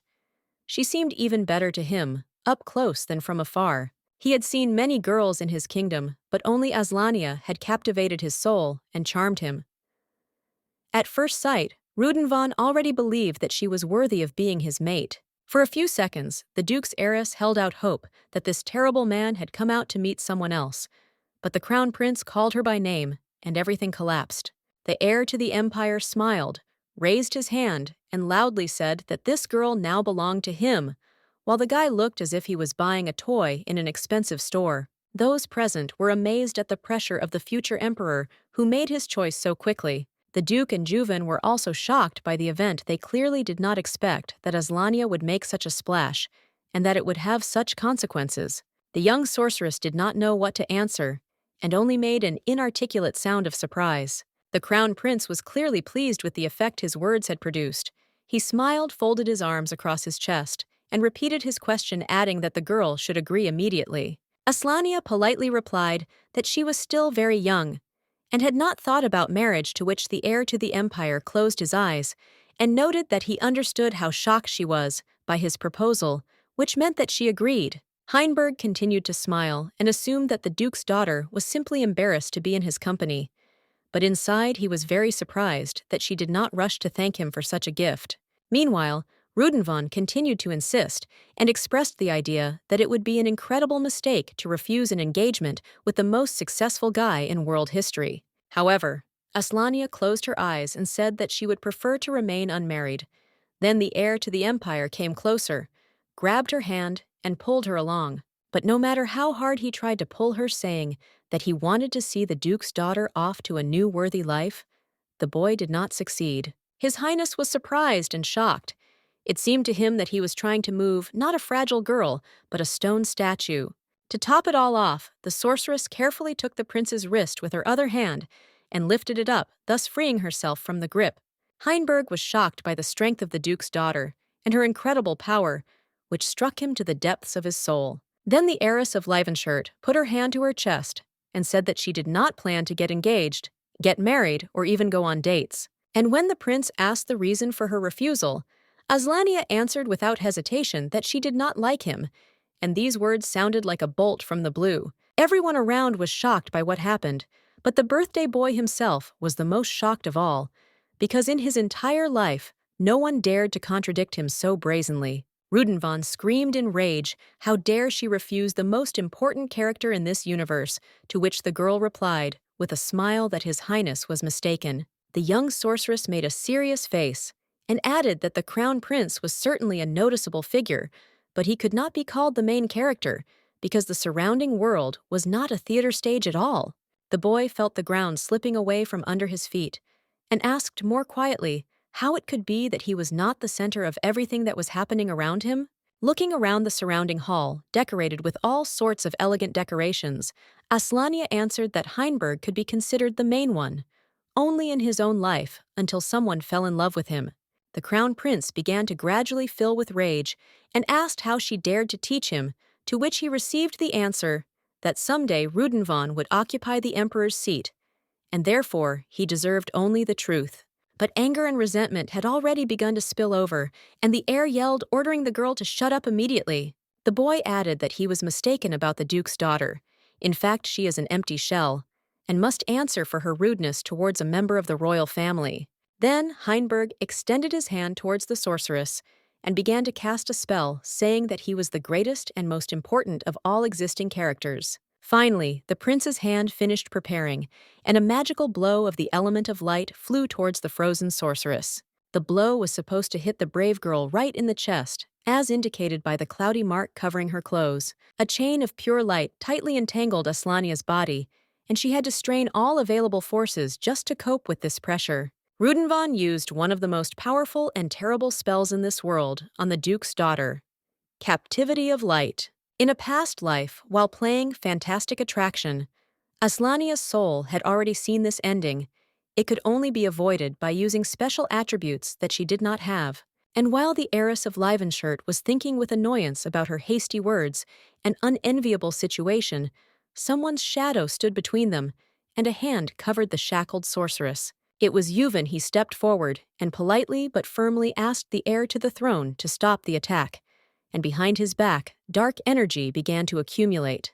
The crown prince looked at the small, dark-haired boy in surprise and asked who he was and why he decided to lecture the most important person in this world. The heir to the Appleton family replied that he would not allow his sister to be bullied, and asked His Highness to immediately leave the person close to him alone. However, Ruden only laughed and said that there were two bad heroes in front of him at once.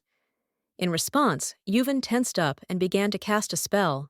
Then, Heinberg smiled and added that it was very good now he could show everyone his true strength and abilities as the main character. The very first blow knocked Aslania's defender off his feet and threw him aside, because he had only been practicing magic for a short time, and his abilities had only appeared a few months ago. It was painful for the Duke's daughter to watch her friend's failure, because she understood their levels and knew that the odds were clearly on Ruden's side. The young sorceress thought that her opponent was a whole year older than her, which meant he had more experience, and he had clearly trained with the best. Turning his back on Yuven, who was lying by the column, the birthday boy happily addressed those around him and said that he had proven his strength as a warrior of light, which meant he was the true main character in this world. Aslania felt not only the pain of the chain that bound her, but also a rage rising deep within her for the harm done to her adopted brother. The sorceress attracted Heinberg's attention and said that His Highness had deigned to rejoice earlier than he should have. The crown prince noted that this was his first public reception, and he would be a little sorry to so roughly chain such a sweet but rebellious lady. However, she deserved it. The next moment, anger overwhelmed the sorceress, and she put all her emotions into a powerful jerk that tore the chain of light into bright fragments. Ruden was dumbfounded, seeing how his best, practically unbreakable spell flew into pieces.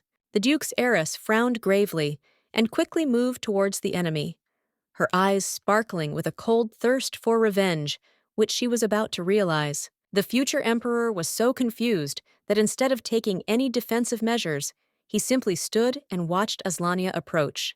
The young sorceress raised her thin arm, which now probably weighed a couple of 100 kilograms, and swung it hard. The slap was incredibly strong and powerful. The sorceress accompanied it with the words that Ruden should no longer interfere in her life. Having received a weighty slap, the warrior of light and the main hero of this world instantly lost consciousness and passed out. However, the force put into the blow did not stop there. The birthday boy's body lifted off the ground and rushed at high speed into the nearest column, where it remained sticking out to the amazement of those around. The sorceress raised her fist up and thought that never in her life had she felt such power inside her.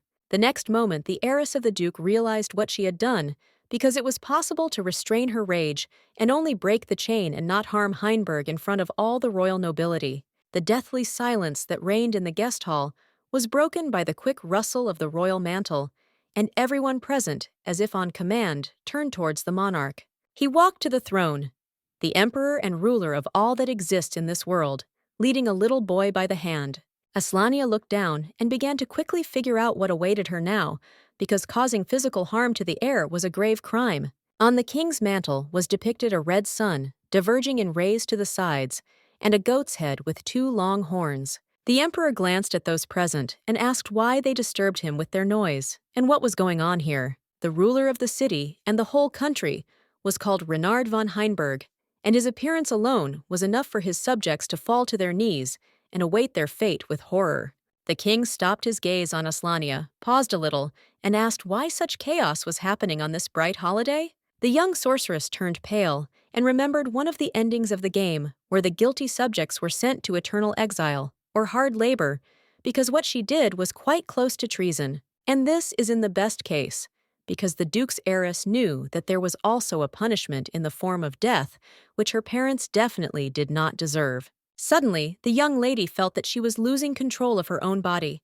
Someone else was now controlling it. A strange voice sounded in Aslania's head, which said that she should calm down and trust him because he wanted to help her. The first suspicion fell immediately on the emperor because he was standing right in front of her and looking at the girl intently without taking his eyes off.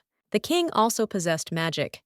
His element belonged to the air, but no one knew what kind of arsenal was available to the owner of this country. A small boy stood next to the ruler and held the elder one by the hand and pressed the other to his chest. This was Shaden von Heinberg Ruden's younger brother. According to the game plot, he was supposed to be a character aimed at attacking, but now he was clearly small and inexperienced. Aslania remembered the plot well, and therefore knew that there was an eternal struggle and hostility between the brothers, and even the positive ending was closely connected with their behavior. According to the legend already in adulthood, the brothers were supposed to enter into a fight since they hated each other and wanted completely different futures for their country. The emperor once again cast an imperious glance at the nobles present and said that he apologized for this incident and that today's reception was over and everyone could go home. Left alone, the king laid out several scrolls in front of him and activated a magic ball lying on a red pillow. Renard contacted someone through magic and then began to briefly describe the events that had occurred, trying to present everything in the most harmless light possible, like the children were fighting. It was normal. It happens. Just recently before this conversation, the king scolded his son for his inappropriate behavior at the holiday. The emperor thought that his eldest son was a real punishment power, was turning his head, and the scoundrel was ruining the reputation of their influential family. But the ruler did not know how to bring him to his senses. After a polite knock on the door, a butler named Alfred appeared on the threshold. He said that an event had occurred that Ruden's father absolutely must know about. A respectful man with small glasses on his nose lowered his voice and added that in his opinion, the young master had fallen in love. The emperor expected anything from his disobedient son, another fight, unprecedented stupidity, or even intrigues against his own father. But this news shocked Renard. For several hours now, the boy had been lying in his bed, tormented by terrible internal experiences. With one hand, he held his cheek on which he had received a hefty blow from Aslania's pood-sized palm and recalled the events of the previous day. In his entire life, Ruden had never met girls like his new acquaintance. They were cowardly flattering or empty, but not a single one like the young sorceress. And the teenager also thought that only the main heroine could challenge the main character and even destroy his most powerful and effective spell. Several years ago, when the crown prince was still a very small boy of 4 years old, his father began to prepare and train the heir to the throne. According to established tradition, children of the upper class could remain carefree babies only for the first 4 years of their lives. Then their preparation for adulthood began. The teachers were sincerely happy with how quickly the child mastered complex sciences and called him a real genius, a unique creation, and predicted an incredible future. At first, Ruden thought that the teachers were flattering him because of his high status. But one day he realized that this was not so, because his brother Shaden could not boast of the same speed of learning. With each passing year, the boy saw how he was overtaking his peers faster and faster and surpassing them in development in all disciplines and areas. And then comparing himself with those around him, a dangerous thought appeared in the head of the heir to the empire, that he was the chosen one. His own uniqueness overwhelmed the young nobleman so much that he could not think of anything else. The emperor's son slammed the book shut and came to the conclusion that the chosen person must have a special path unlike the lives of other ordinary people. Shaden tried for some time to distract his brother from his obsessive ideas and switch him to something simpler and more entertaining. However, Ruden plunged too deeply into the abyss of his uniqueness, which began to negatively affect his communication with ordinary children, and moving away from them, he became more and more lonely. The heir to the throne felt as if a heavy burden had fallen on his fragile shoulders, pressing him to the ground and not allowing him to raise his head high. The young prince walked along the corridors of the palace and could not find a place for himself anywhere. So strongly was he fettered by an unknown force. And one day, the boy felt incredible weakness and heat. It was a magical fever that visited him. It turned out that Ruden had become the owner of a rather rare light magic, which is found only in 3% of people who have mastered at least some element.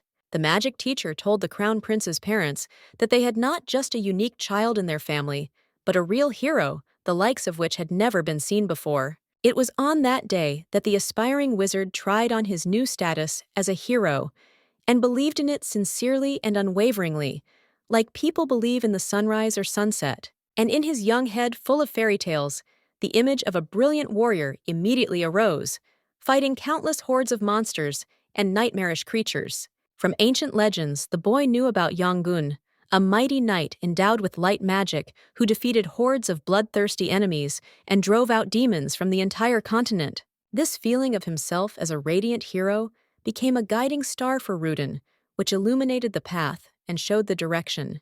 But this bright light, which illuminated everything around for a moment, also had negative consequences for the growing heir. Star fever turned the wizard's head and forced him to exalt himself above others, finally closing his eyes to the real world. The emperor's son looked at the abilities that had opened up and was convinced of his own uniqueness, while the world around him became something like a legend for him, where there was only one main character. But having felt himself on top of the world, Ruden allowed himself to lower all other people a step lower and began to perceive others as a background and secondary images. Moreover, his attitude extended not only to the children with whom the crown prince studied, but also to teachers and mentors. Moreover, even family members, his own mother and brother, ceased to be close to the crown prince and became insignificant. And even his own father, who was the emperor and ruler of the entire country, became for Ruden nothing more than a backdrop on his path as a chosen hero. The boy clearly suffered from a mental disorder because he perceived the world around him as a fairy tale, where only he matters and everyone else is just fleeting shadows. His narcissism, endless bookish fantasies, contempt for others, as well as a sharp mind and powerful magic, created his reputation as a nasty and very dangerous person. And so, when the boy was at the peak of vanity and was firmly convinced that he was the center of the universe, the duke's daughter appeared on his path, who behaved like a real main character. The crown prince thought that in his entire life, No one had ever dared to hit him. Even his strong and powerful father avoided assault, which meant that Aslanaya was special and also chosen. Ruden saw her menacing appearance and clenched fist in front of him.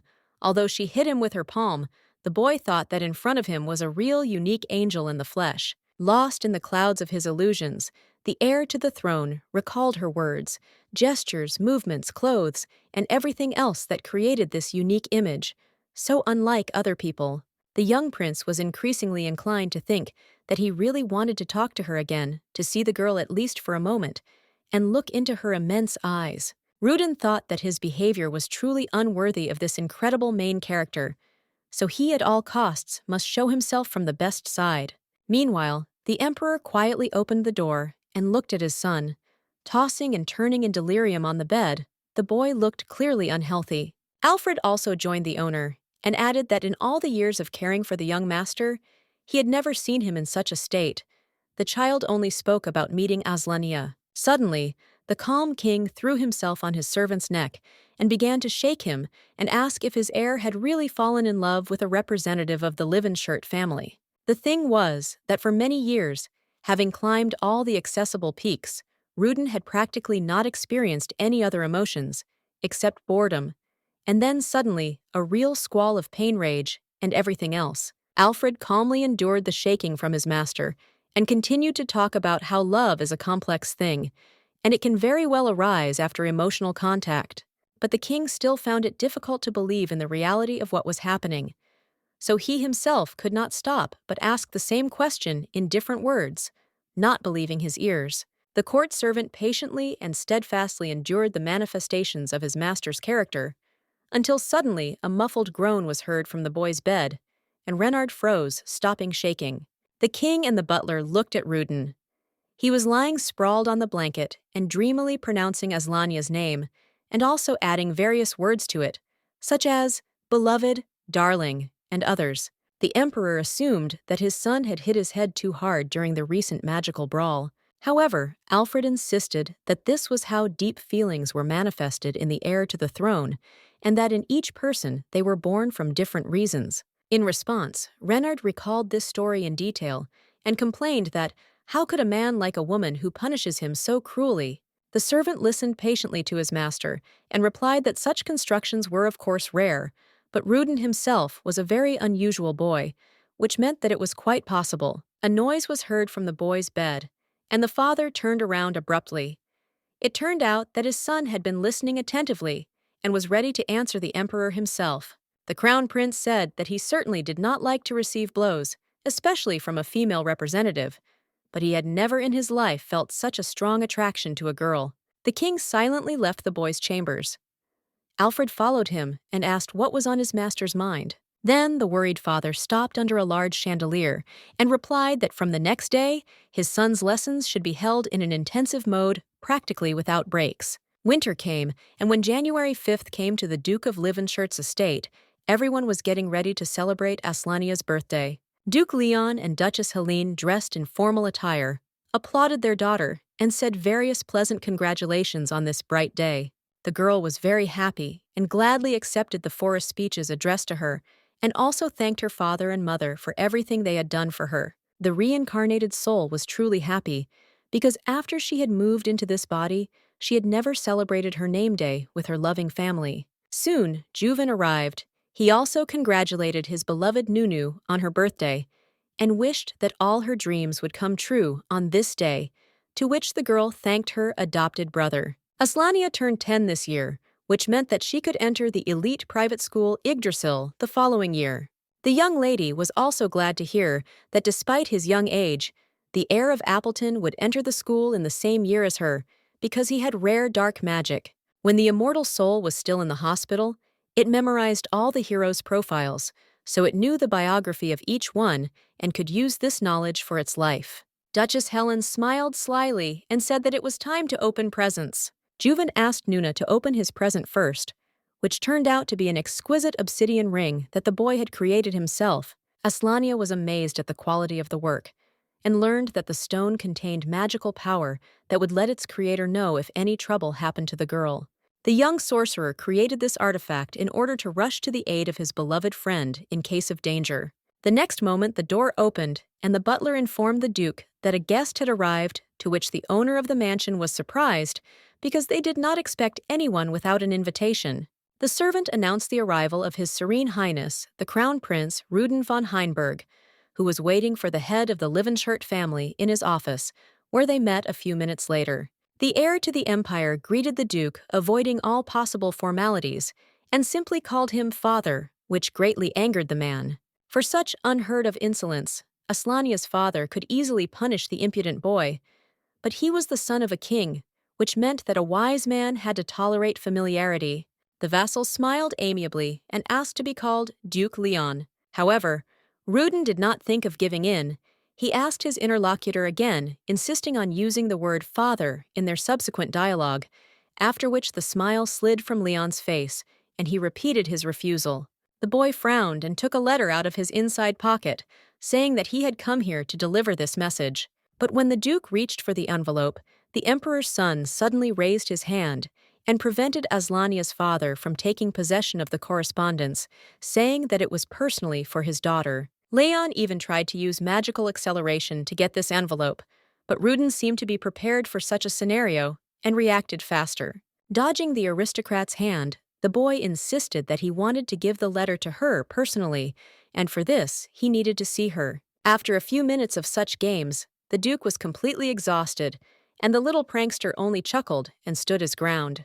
Finally, Leon gave in and replied that he would bring his daughter to the office for an audience with the king's son. Ruden was very happy when he heard that he had been recognized as the winner of this small duel. The boy was simply happy. After so many weeks of painful waiting, he was finally closer to his cherished goal, to his beloved. About a week ago, when the boy was lying on a book and trying to catch his breath, because the number of classes had increased many times over, his father came up to him and wanted to say something. The Emperor put a small envelope on the table next to Ruden's face and said that he should give this letter to Aslania Livenshirt personally, and at the same time, the children would be able to see each other. The teenager was simply in seventh heaven, because this idea of the king was a wonderful reason to see the object of his dreams and longings. Looking at the beautiful porcelain teapot, the young man asked his parent what he should say to the girl, to which Renard replied that firstly, he should ask forgiveness for his actions. A few minutes later, the Duke's daughter entered the office and asked why she was called. The Emperor's heir immediately perked up as soon as he saw Aslania.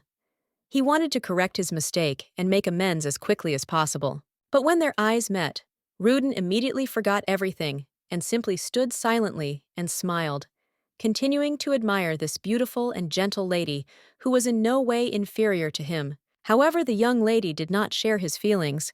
She asked with a serious expression on her face, for what reason did His Highness visit her modest estate? The Duke's daughter thought that since the boy brought an envelope from the Emperor himself, this meeting had the status of a formality, but the behavior of the heir to the empire turned everything into a joke. Ruden watched with horror as a lump rose in his throat and prevented him from making even a sound. This had never happened to him before, because the boy became timid and embarrassed, which was unthinkable. For a long time, the king's son considered other people to be empty shells, unworthy of words and emotions. Sometimes the crown prince even refused to talk to anyone but himself, because he was the only one who was worthy of it. But now, reality showed his weakness, which meant that he had fallen one step lower. The boy was brought out of his stupor by the stern voice of Aslania, who asked why he had come here, because with each passing minute, his visit was becoming more and more like a stupid joke. The Emperor's heir suddenly felt very small, literally insignificant, incredibly weak and defenseless. This feeling overwhelmed him, and he began to sob. At some point, the crown prince could no longer withstand this pressure, and turned into a brown seal, who could not speak but could pass the envelope, which he did. Aslania thanked the messenger, opened the envelope, and began to read the letter written by the hand of the Emperor of the Kingdom of Isaac himself. The ruler had beautiful and clear handwriting. In the letter, he shared his personal thoughts about the current situation and the condition of his son. It was noticeable how difficult it was for the king to write these lines, in which he described the boy's difficult character and said that he needed an experienced mentor who could keep Ruden under control. It turned out that the man had watched their duel with interest on the day of the reception and was surprised and pleased that there was at least one person ready to knock the heir to the empire down a peg or two. The ruler said that the fate of the entire kingdom was in Aslania's hands, and then came permission to use physical force against Ruden, and the need to inform the emperor. Instead of answering, the girl squeezed and crumpled the letter in her hand, causing shock and awe in the embarrassed boy. The duke's daughter looked at the future final boss of the game and began to think over her further plan of action because she had a chance to fix him. Aslania thought that judging by his reaction, he could be manipulated and directed in the right direction, as was the case with Yuven. Besides, refusing the emperor meant bringing troubles to the family. But the sorceress was not afraid of the wrath of the ruler of the country, but the fact that having risen above everyone, she risks calling the final boss, which is completely unnecessary for her, which means she should take up the re-education of Ruden. According to the game plot, the heir to the empire before turning into a ruthless boss first had to approach the character 5 times and try to infringe on him with his insults. And if the player ignored the impudent blonde, then this only made the enemy stronger and eventually led to negative outcome. 77. Called indifference. Aslania thought that it would be easier to deal with him if he got closer. Besides, she should not raise her popularity level above 80, otherwise this could also summon the boss. But the problems did not end there, because if Ruden does not become a boss, he will take the throne of the emperor, and getting such a leader for your country is a bad continuation of the plot. The girl finally made a decision and looked at the boy, who was still smiling stupidly, and shifting from foot to foot. She said that in the letter, the king had informed her of his son's desire to settle the conflict. The duke's daughter announced that she was no longer angry with the crown prince, and considered the incident closed, and also offered to shake hands. Ruden extended his hand to her, but it was clear that the teenager was afraid and terrified that their fingers and palms would touch. The heiress of Livenshirt began to actively shake the boy's hand and think that she would try to make a normal person out of him. Suddenly, the crown prince finally found the strength to say something and immediately proposed to her, offering to marry him immediately. As a response, the heir to the empire immediately received a hefty slap on the back of the head, to which Aslania now had the official right granted by the king. After some time, the boy left their possession, and the sorceress was finally able to relax.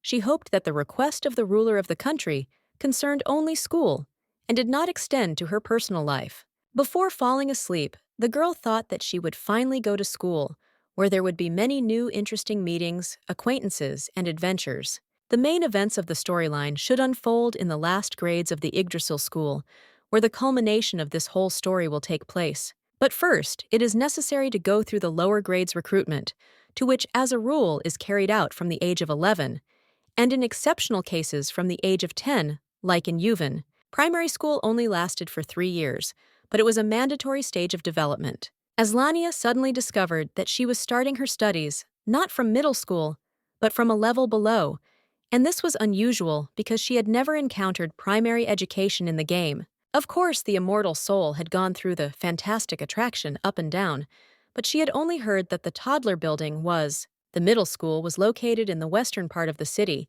and was the largest division of Yggdrasil. Finally, the senior final stage of education occupied several buildings in the east of the settlement.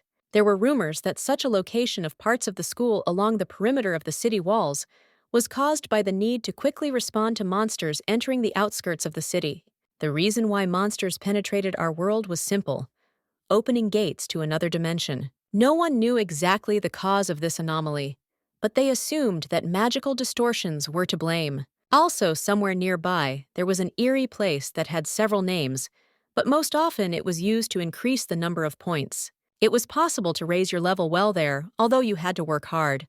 Aslania planned to get there someday. However, it was still a long way off, and now the young sorceress wanted to immerse herself in the fun and exciting school life. Now her main task was to make herself a reputation as an exemplary student, delve into knowledge, and behave like a good girl, without mistakes and hasty decisions. The second point is to keep an eye on Yuven and Ruden, so that these little boys grow up into adequate and decent men, and not into dangerous and bloodthirsty monsters. And the last goal is to get what the rebellious soul was deprived of in her previous life: a large number of diverse friends and acquaintances. Aslania knelt down without even getting off the bed and spread her arms out to the sides as if she was getting ready to hug all of her future friends at once. After some time, the Duke's daughter was already in her school uniform and in class, and everything seemed fine with her, but something was bothering her. For some unknown reason, the other students did everything they could to stay as far away from the young lady Levinshurst as possible,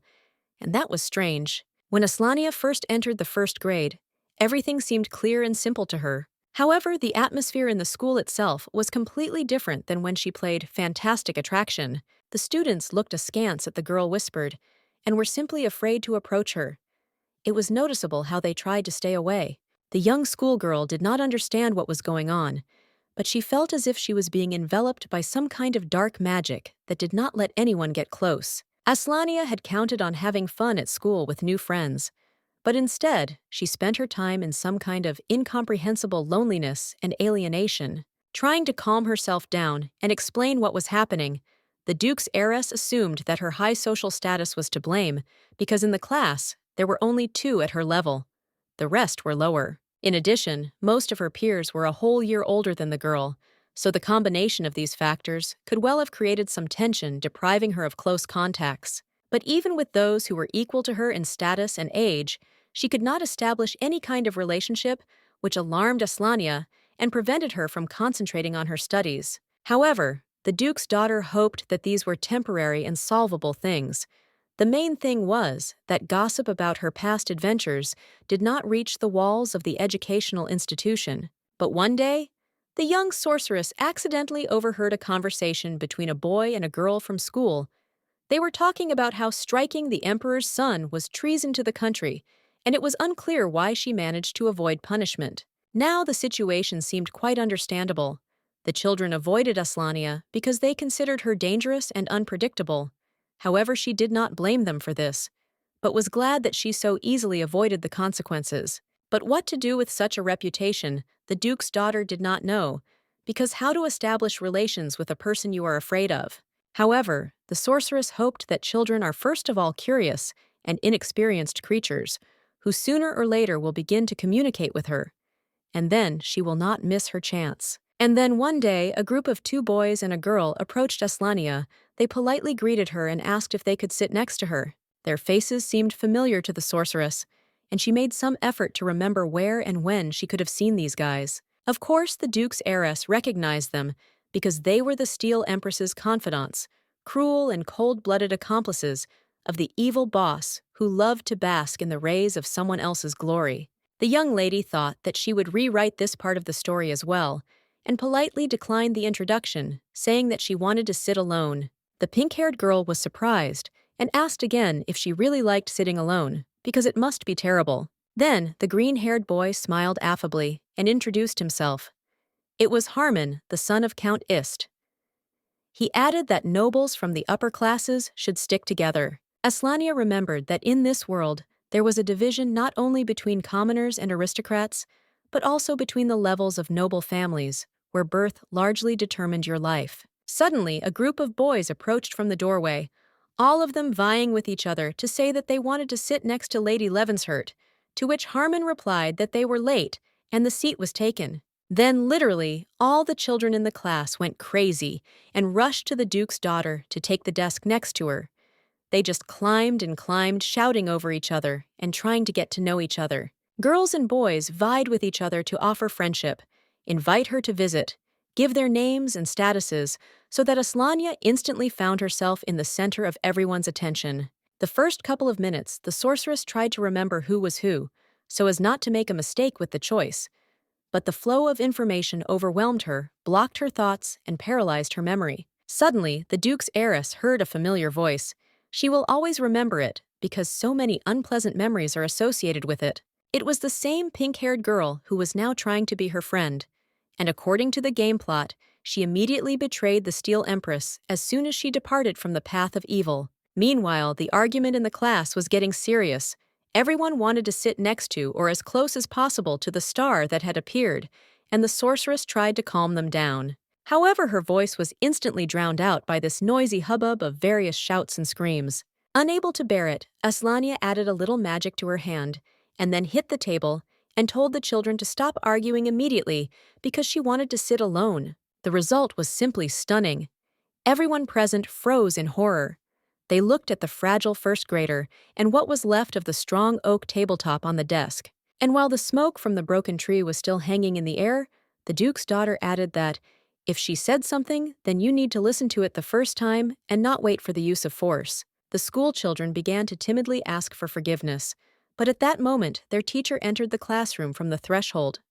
The woman was surprised at how quiet it had become here before her arrival. And while the teacher was telling how she hoped that the students would behave decently and with dignity, Aania began to cry bitter tears because she had lost her temper and used magic. As for Ruden, his affairs were as follows.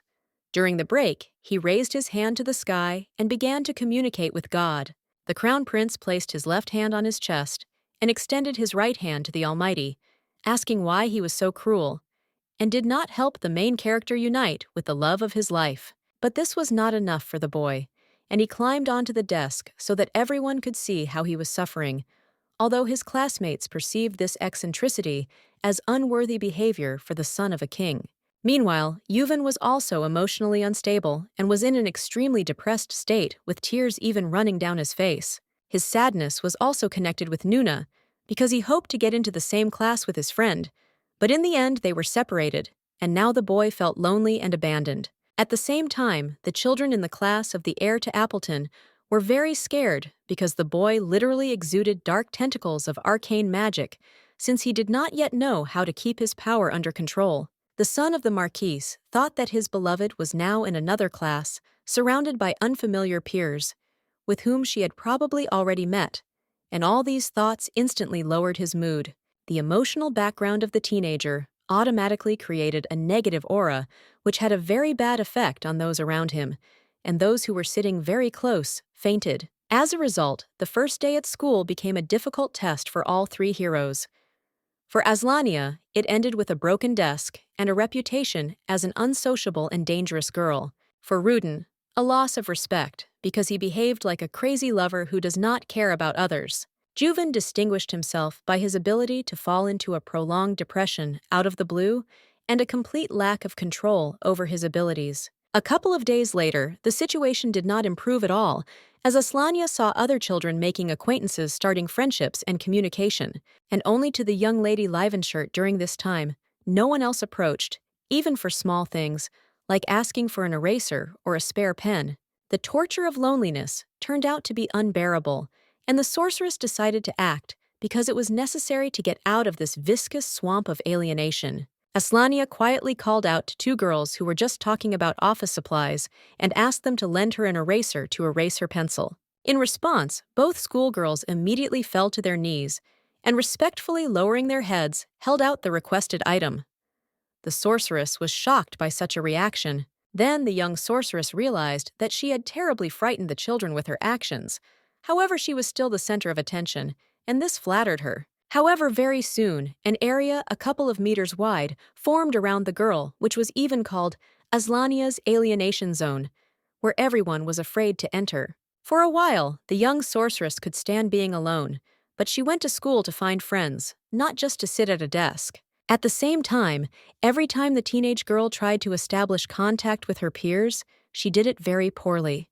The children were only once again frightened by these manifestations of character from an incredibly strong and not always adequate classmate. At some point, the patience of the young lady came to an end, and she simply ran away from her own classroom into the street to clear her head and think about the situation. Walking around the schoolyard, Aania suddenly saw a small kitten sitting alone behind a low green flower bed.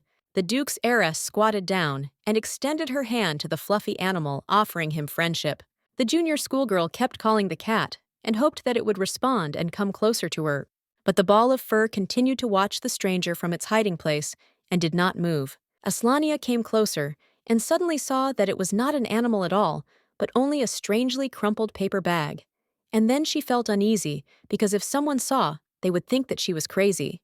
But the next moment, the student heard a stifled laugh behind her, which meant that someone was watching her latest failure and saw everything. The unknown schoolgirl turned out to be a girl with pink hair who politely called the Duke's heiress by name. This silent scene lasted for some time, during which Aslania was ready to sink into the ground from shame. For some reason, all her attempts to make friends ended in epic failure. Meanwhile, the unfamiliar schoolgirl continued to giggle. Subduedly in her hands was exactly the same paper bag that was now lying behind the flower bed. The Duke's daughter had a flash of hope that the girl with pink hair had come recently and had not seen anything, so she asked her how long she had been standing there. However, the stranger continued to remain silent and smile mysteriously, clutching a similar bundle in front of her. Being in obvious confusion, Aslania thought that school life in this world was not at all like the episodes from the game. Fantastic attraction.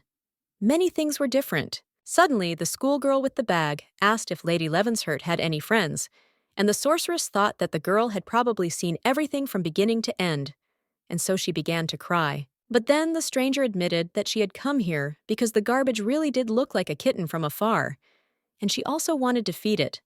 But now she saw that it was impossible. Thus, the girl diffused the situation and allowed Aslania to exhale and begin to smile. The owner of the pink hair herself continued to squint cheerfully and look at the Duke's daughter with a friendly look.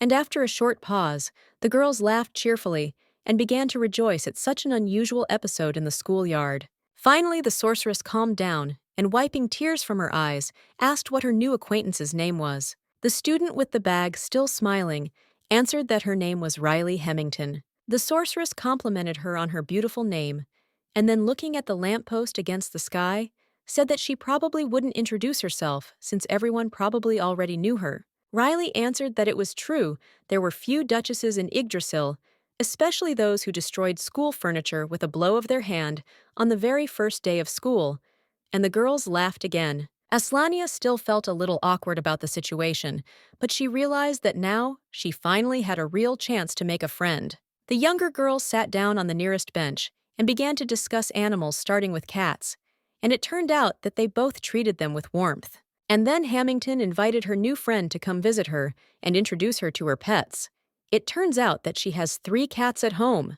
The young sorceress was a little surprised by such a quick invitation to visit from a stranger and thought for a moment. However, she immediately came to the conclusion that if fate gives you a chance, you should use it immediately. When Aslania returned to class, she already had a new friend named Riley. The other children were very surprised by this circumstance, because they thought that the Duke's heiress was too dangerous for any contact. However, Hamilton looked not only unharmed, but even happy when talking to the Duke's heiress. The girls discussed various pets' animals and were sincerely happy about this chance acquaintance. Aslania did not even imagine how much she missed a friend. Therefore, despite the restrictions in status and position, she even climbed to hug Riley in front of everyone. The classmates who watched this scene were shocked, and even at first assumed that the Duke's daughter forced Riley to be friends by force. But soon they were convinced of the sincerity of these impulses. The young sorceress was truly happier than ever in her past life. She could only dream of friendship, but now she had every chance to enjoy it. Since then, the attitude towards Aslania began to change. It all started with rumors between the children that she was a normal girl, and what happened on the first day was a misunderstanding. And the closer the friends communicated, the better people spoke of the young Levenshurt. Having consolidated the success she had received, the young sorceress began to think about increasing the number of her friends, because 1 friend is certainly good, but 2 are better. Aslania put her hand over her eyes and began to look around in search of suitable candidates. At one of the desks sat Shaden von Heinberg, Ruden's brother, whom the Duke's daughter had already seen at that ill-fated birthday party. He was a smart child who read mountains of all kinds of literature from an early age and studied with the best martial artists, and his name meant cold beauty. Lady Levenshurt thought that making friends with Shaden was right and useful in every sense. Because of all the high-level game characters, he was the most adequate. Suddenly, Aslania's train of thought was interrupted by Ruden, who burst into the classroom and ran up to the girl. He took a theatrical pose and prepared to pour out his experiences on the schoolgirl. The 2 brothers had a strong confrontation from a very young age because they were very different and perceived the world in their own way. The cheerful one was an egoist, and the calm one was a patriot. The heiress of the Duke recalled that with each year, their feud would only become stronger, and eventually only one would be able to remain on the territory of the countries. A plan arose in the young schoolgirl's head, according to which she would try to make friends with Shaden and bring Ruden to his senses, so that in the end their kingdom would not suffer from the disputes of the elites. Meanwhile, Aslania looked out the window and saw that the school day was drawing to an end, and Yuven still had not visited her, which was unlike him. Just recently, the boy asked Nuna if she had managed to make friends in the new place. Then the sorceress answered that someone like her would always find friends wherever she was, and now Aslania thought that it was a mistake to say such a thing to a shy teenager. The Marquise's son, of course, congratulated his friend on such news, but it was noticeable that he did not feel much joy about it. Yuven turned around and left. Since that day, he never came to visit her as he did before. The schoolgirl sat at her desk and thought hard because she had to manage to control many processes that, without due attention, could become a source of big problems. After some time, they still managed to meet in the class of the heir of Appleton, and the boy looked cheerful and said that each of them should have friends. As she left the door, Aslania caught herself thinking that she was very surprised by such a change in her adopted brother's behavior. Then, the Duke's daughter decided to secretly follow Yuven, and did not go to her room, but went to the window in the classroom and began to watch. With horror, the young sorceress saw that around the Marquise's son, there was the same exclusion zone as there was around her, only much wider. The sorceress covered her mouth with her fingers and decided that she absolutely had to have a heart-to-heart talk with Yuven so that he could speak out and she could share her recipe for friendship. But the problem turned out to be much more serious than Aslania could have imagined. Dark changes had already begun to occur in her adopted brother's class. The teacher tried to influence the children and shake them up so that they would stop being so serious and cold, asking the students to at least smile. However, the aura that Yuven emitted was stronger than any words, and persuasion it literally subjugated the entire class. The Marquise's son was extremely painfully worried about the fact that his girlfriend had made numerous friends acquaintances. He understood that this was normal, but he felt worse and worse. The heir of Appleton completely stopped thinking about his studies in his head. There was only one painful thought that Nuna's new friends would push him out of her life. And these childhood fears very quickly developed into real paranoia, which was becoming more and more difficult to get rid of with each passing day. At some point, the little wizard suddenly came to the conclusion that each new friend of Aslania is his personal enemy who wants to take his love away from him. Yuven thought that an increase in the number of friends would lead to Nuna giving herself to them all the time, and he would have nothing left and would simply disappear from her life. This thought was unbearable. But the worst thing, thought the Marquise's son, was that one of the friends could become something more and turn into her boyfriend, with whom his beloved would walk holding hands. And at some point, they would start hugging, and sincere feelings would flare up between them. Then everything would be lost. After all, they would definitely kiss and become close like real lovers. Suddenly, Yuven's fist clenched from the surging emotions, and the beautiful feather broke into two parts. The heir of Appleton was completely immersed in darkness, and concluded that if he could not know in advance who would take Nunu away from him tomorrow, then any student was a potential enemy. In the school office, under a beautiful chandelier, an unpleasant but extremely important conversation took place. Aslania was shocked by the news that Yuven had suddenly disappeared, and no one could find him. When the Yggdrasil staff searched all possible places where he could have disappeared, they sent one of the teachers to the Duke's daughter, since she was his only friend. Realizing the problem, the girl rushed to search on her own, starting from the dark places of the school itself, where older students sometimes offended younger students. However, instead of Yuven, there was some other boy whom Aslania quickly helped and continued the search. Running around the school grounds, Nuna thought not only about where her adopted brother had disappeared, but also what had caused his disappearance. And suddenly, the sorceress remembered the ring that the boy had given her for her birthday. It was pulsating with magical energy, clearly trying to tell its owner something. The Duke's daughter did not wear the gift on her finger, but preferred to hide it under her clothes, hanging it around her neck as an amulet or talisman. However, this did not affect its functionality in any way. Moreover, at some point, a dark purple beam emerged from the artifact, turning into a real arrow indicating a specific direction. Led by the power of the ring, Aslania set off along the route shown by the decoration and quickly approached the border of the school territory. Apparently, she needed to leave Yggdrasil. The junior schoolgirl stopped near the exit where the guard was on duty.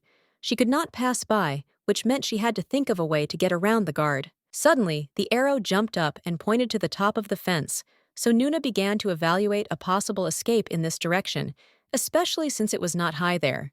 Dexterously using the magic of amplification, the girl reached the top of the stone fence and caught her hand on its surface. With a swift movement, Aslania shifted her body weight and literally flew over the barrier, and then hurriedly headed where the restless arrow was calling her. Yuven was waiting for her in the middle of a small park, very close to the school. He was very happy about her visit. The young sorceress saw that the boy was not in danger and immediately broke into a smile. Perhaps he was just bored, but was afraid to admit it, she thought. But the eyes of the Marquise's son were somehow strange, and he also grinned bloodthirstily and called the girl to go with him to a distant country. And when Yuven rose above the ground, spreading his terrifying wings, Aslania realized that she had paid too little attention to her friend, and the messenger of darkness awakened in him. This was no longer the timid boy who was embarrassed to make friends. A very strong and dangerous opponent was hovering in the air in front of the sorceress. But something else was strange. According to the game mechanics of the fantastic attraction, the evil boss Yuven spread his wings before he was going to attack the enemy. According to legend, this monster in the last stages of its development craved only one thing: endless power, so that no living creature could compare with its power. However, Appleton took on a winged form only when he felt his inevitable defeat and was going to give the last fight. It turns out that something had already driven the boy emotionally. Aslania understood that her friend was drawing strength from an endless source of dark magic and did not know how to stop this feeding from a dangerous and cruel element. Watching the behavior of the boss, who had appeared ahead of time, the young sorceress tensely recalled any details that could help her in this situation.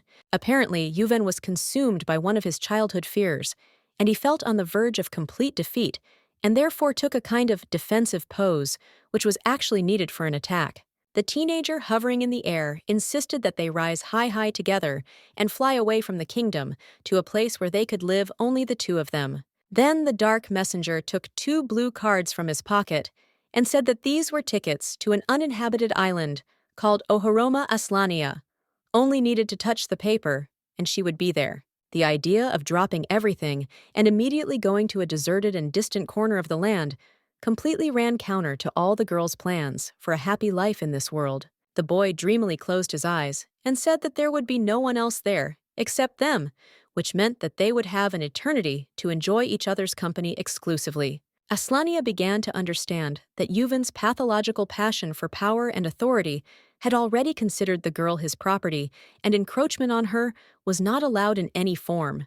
And while the heir to the Marquise described their happy life away from other people, the sorceress was thinking about a plan for further action to neutralize this sudden enemy. Nuna rolled her eyes theatrically and replied that she liked the picture her brother had drawn, but right now she didn't want to go anywhere. And when Yuven asked why, Aslania replied that she wasn't going on any trip with the evil boy, to which the teenager simply responded. He rushed forward. Coming close young, Appleton stopped and asked why she was acting like that. Maybe it was Riley who took his place, or the Duke's daughter found another boy. However, the young sorceress was not going to play by the rules of this boss, and replied that she would only agree to fly to the island with someone stronger than her. The Marquise's son seemed puzzled, and asked again. It was noticeable that the boy had lost the initiative and was now trying to figure out what was going on. And when Aslania confirmed her words that she loves strong guys, Yuven laughed and added that his strength knows no bounds. Appleton continued laughing and noted that it would be easy for him to defeat Nunu because she is much weaker than the Marquise's heir. The sorceress was unpleasantly surprised by such impudence and self-confidence of her adopted brother, because his level of real experience in magical battles was 0. The sorceress glanced at the surrounding area she was interested in. No one being around in the park, she did not want anyone to get hurt, and suggested that they immediately resolve their dispute with a duel. Yuven clenched his fist and prepared for a fight. He was confident in his strength because his mind was covered by a veil of dark magic. Appleton apologized in advance for causing the girl some pain and discomfort, to which Aslania responded with a willingness to be patient. The sorceress took a fighting stance and suggested that the guy make an attack, to which he immediately made his magical step. The young magician pointed his hand towards the schoolgirl and began to cast a spell. At the same time, Yuven began to talk about how the mechanics of spells allow you to kill people much easier and faster than taking them prisoner or disarming them. Continuing to strike with his dark spells, the young sorcerer added that to kill an opponent, a slight superiority is needed, but to capture, a much higher level of skill. Therefore, Appleton wanted to grab the opponent in order to guarantee his superiority, and the next moment transfer them to an uninhabited island. At some point, Aania missed the throw of one of the purple ribbons, and it tightly wrapped around her body, restricting her movements and causing considerable physical pain. The suffering was so severe that beads of sweat appeared on the girl's face, but she, gritting her teeth, continued to fight. And suddenly, the sorceress remembered one of the strengthening spells, which repeatedly weakened the enemy's spell and turned a deadly duel into a battle of babies. The sorceress grinned and simply pulled off the ribbons as if they had no magical nature, but covered an ordinary box with a gift. Having thrown off the remaining fetters, Aania asked her opponent if he had any more spells. In reserve, only stronger ones. The boy was shaken to the depths of his soul. He had bet on these complex and cunning spells, which now dissipated like smoke in the wind. Then Yuven shouted at his girlfriend, asking why she did not want him to hug her with his arms, to which the girl noted that it did not look like a hug from a loving person. The sorcerer flatly refused to call his magical limbs tentacles, as the sorceress demanded, and added that he was trying to express his feelings in this way. Suddenly, the heir to the marquis fell silent and strained to cast a new spell. Following this, a huge magical axe appeared above Aania, which flew straight at her head. Yuven accompanied the attack with a comment that he was doing all this out of an excess of feelings for her. The blow was very strong for a moment.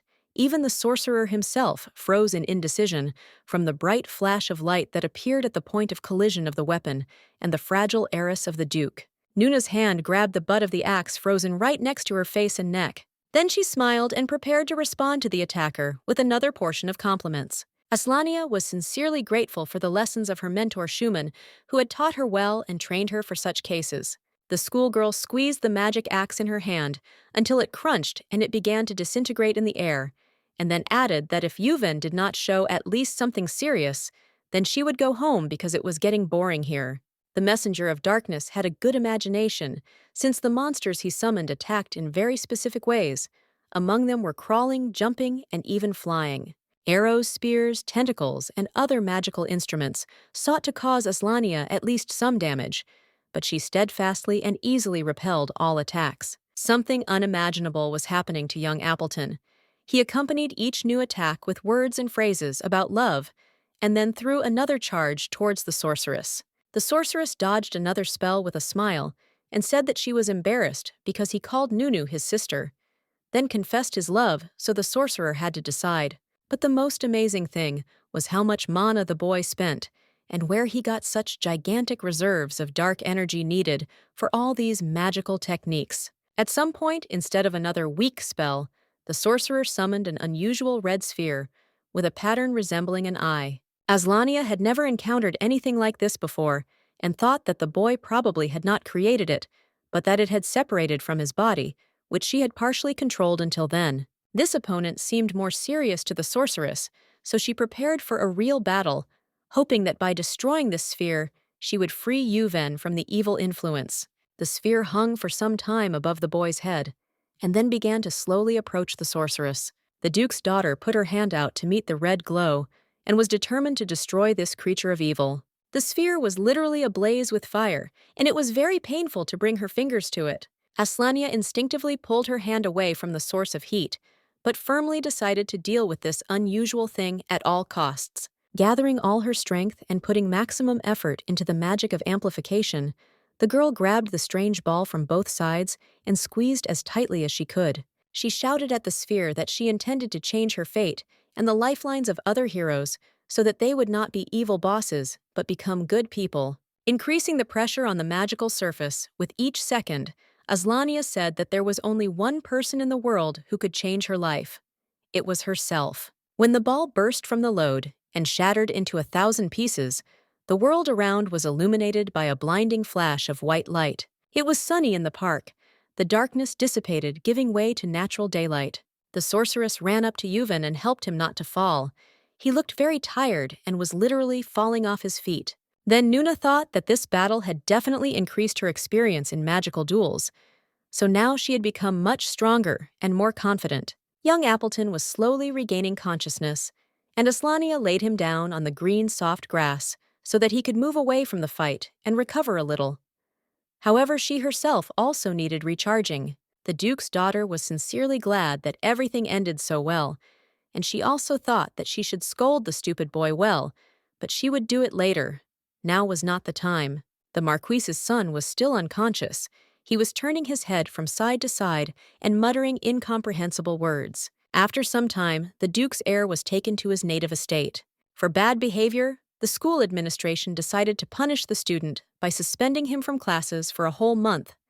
So now Yuven was sitting on his bed and crying bitterly. Shame and shame overwhelmed the teenager, and he could not recover from the feeling of his own failure. But most of all, the boy suffered not because of the troubles in Yggdrasil, but because he showed himself from a bad side in front of his beloved Nuna.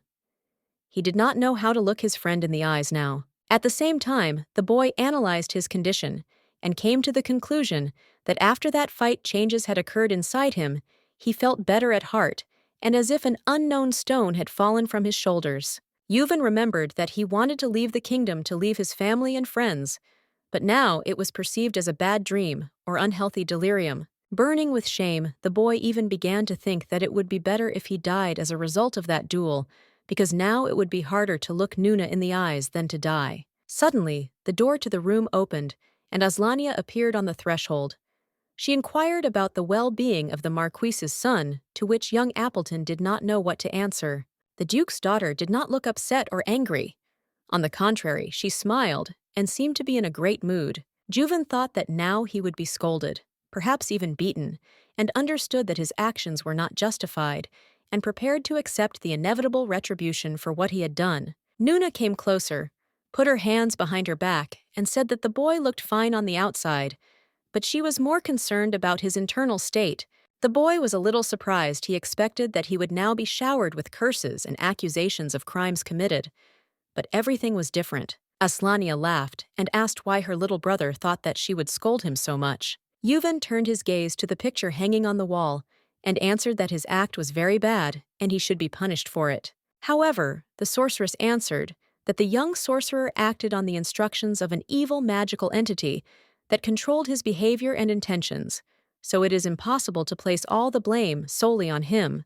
When the boy heard that the most important thing for Nuna was his physical and mental health, he was very happy and decided to share his new feeling of lightness and peace inside. Yuven put his hand to his chest and told Aslania about the change in his condition because he had never experienced anything like this before. Then the Marquise's son fell silent and began to cry quietly, wiping his tears with his hand, which greatly worried the sorceress because she thought that now everything was over and she could breathe a sigh of relief. The Appleton estate was filled with heart-rending wailing and pitiful crying when the sobbing child finally realized that his beloved did not hold a grudge against him. It took Aslania some time to figure out what had happened. She stood there hesitating, going over possible versions of childhood psychological trauma. Having cried, the boy confessed that now the meaning of his life would be to make his older sister's existence better, and he promised to think about the consequences before every action. Having made sure that Yuven really felt better, and in his soul the child found ground under his feet, Nuna hugged the teenager tightly and said that now he was ready for punishment. The Marquise's son did not know how to react correctly in such a situation, and therefore simply trusted his older sister, who put him across her knees and began to spank him on the butt. Little Appleton tried to stop his friend, but she no longer listened to him. Meanwhile, while on the school grounds, Ruden sneezed very loudly and often. Other school children approached him and asked how he felt, to which the heir to the empire, wiping his nose, answered the same thing, that he was fine. The king's son really did not show any particular symptoms of any illnesses, but noted that he constantly felt very cold, although the weather outside was quite warm. Those around him increasingly inquired about his condition, looking at the crown prince with concern. The boy once again thanked the children for their concern and said goodbye to them.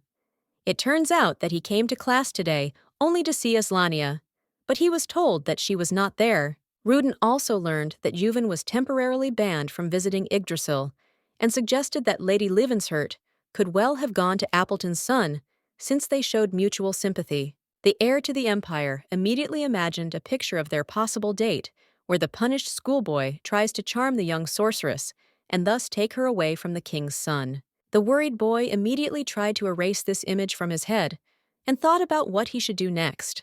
And while Ruden was tensely pondering the situation, a man in a brown coat approached him from behind and attracted his attention. The stranger politely called the guy by name and then asked him to give him a little time, to which the crown prince agreed.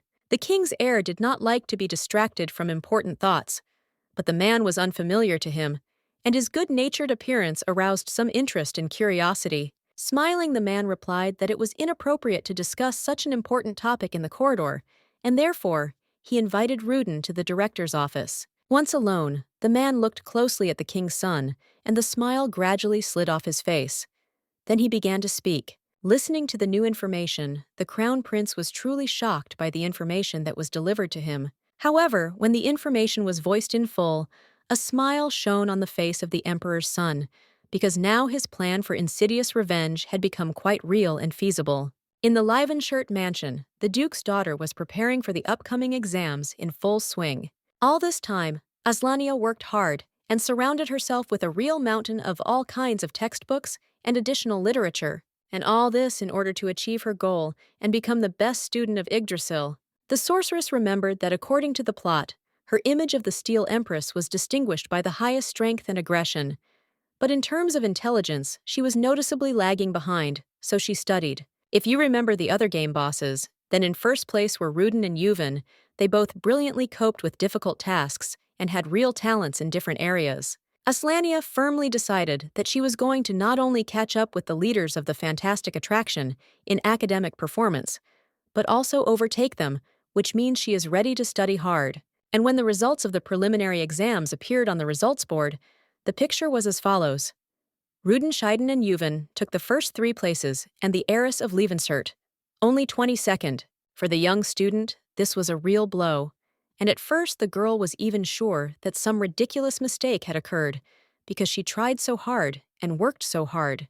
The heir to the empire walked around the most satisfied, because he took the honorable first place and strengthened his pride and narcissism, so that he walked not only with his head held high, but also with his nose in the air. Ruden constantly joked and teased Aania with these results, saying that such a low result is shameful even for a supporting character, and she is a heroine of the first magnitude. Shaden, who took 2nd place, rejoiced quietly and calmly, and did not forget to congratulate his brother on his leading position at this stage of the study. Aania was very surprised, noticing that the relationship between the king's heirs had noticeably improved. They now communicated like real friends. There was no trace of the former enmity. Yuven now came to Nuna at every break, and the girl was surprised how he was able to prepare so well that he took 3rd place, although he was not even in class due to temporary suspension. To which the Marquise's son modestly replied that he did not have much merit in this, since the tasks in the exam paper were very simple. The sorceress felt a little offended, because apparently these children were real geniuses and child prodigies, since they solved complex problems quickly without making an effort, unlike her. One day when the main characters were together, someone suddenly called them by name. It was the same man who had previously invited Ruden for a private conversation. This time, the director called the children into his office all at once. Finding himself in a stylish and cozy room, the head of Yggdrasil sat down at his desk and looked at the children. The head of the school began the conversation by saying that the invited students were united by their belonging to the Sky Group, which includes only those who have already awakened magical abilities. Aania knew about this student association well, but she did not think that they would be called so soon, practically at the beginning of the first year. Besides, the director mentioned that he had already had a conversation with Ruden on this topic.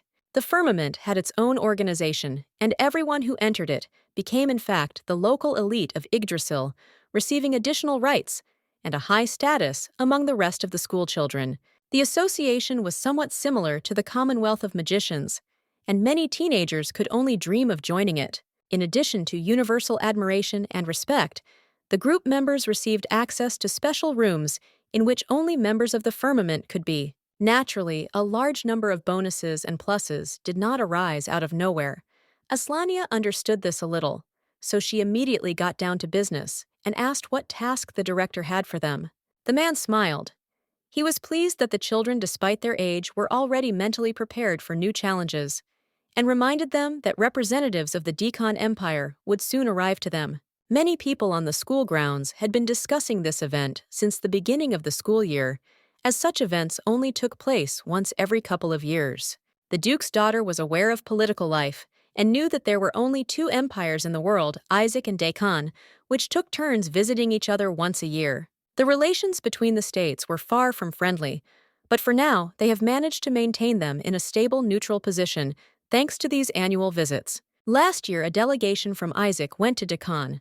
This time, a return visit is expected, and the Deccans want to not only visit the capital and talk to the emperor, but also visit Yggdrasil. That is, the visit will be of an expanded nature, and the guests want to focus not on the middle or high school, but on the lower grades. Aslania listened silently to the director and did not cease to be surprised by the news, because all this was very strange and unusual. The heiress of Livenshurt remembered one of the endings of the game in which all the troubles began, on the very day when the delegation from Deccan arrived in Yggdrasil and the irreparable happened. The sorceress tensely sorted through the images of past years in her head and recalled the details of the incident. Then everything revolved around the senior representative of another country and a student of their school. Now Aslania remembered that the victim was Count Bolton, who came from Deccan with a friendly delegation. The events began on the top floor of the educational institution where the library was located,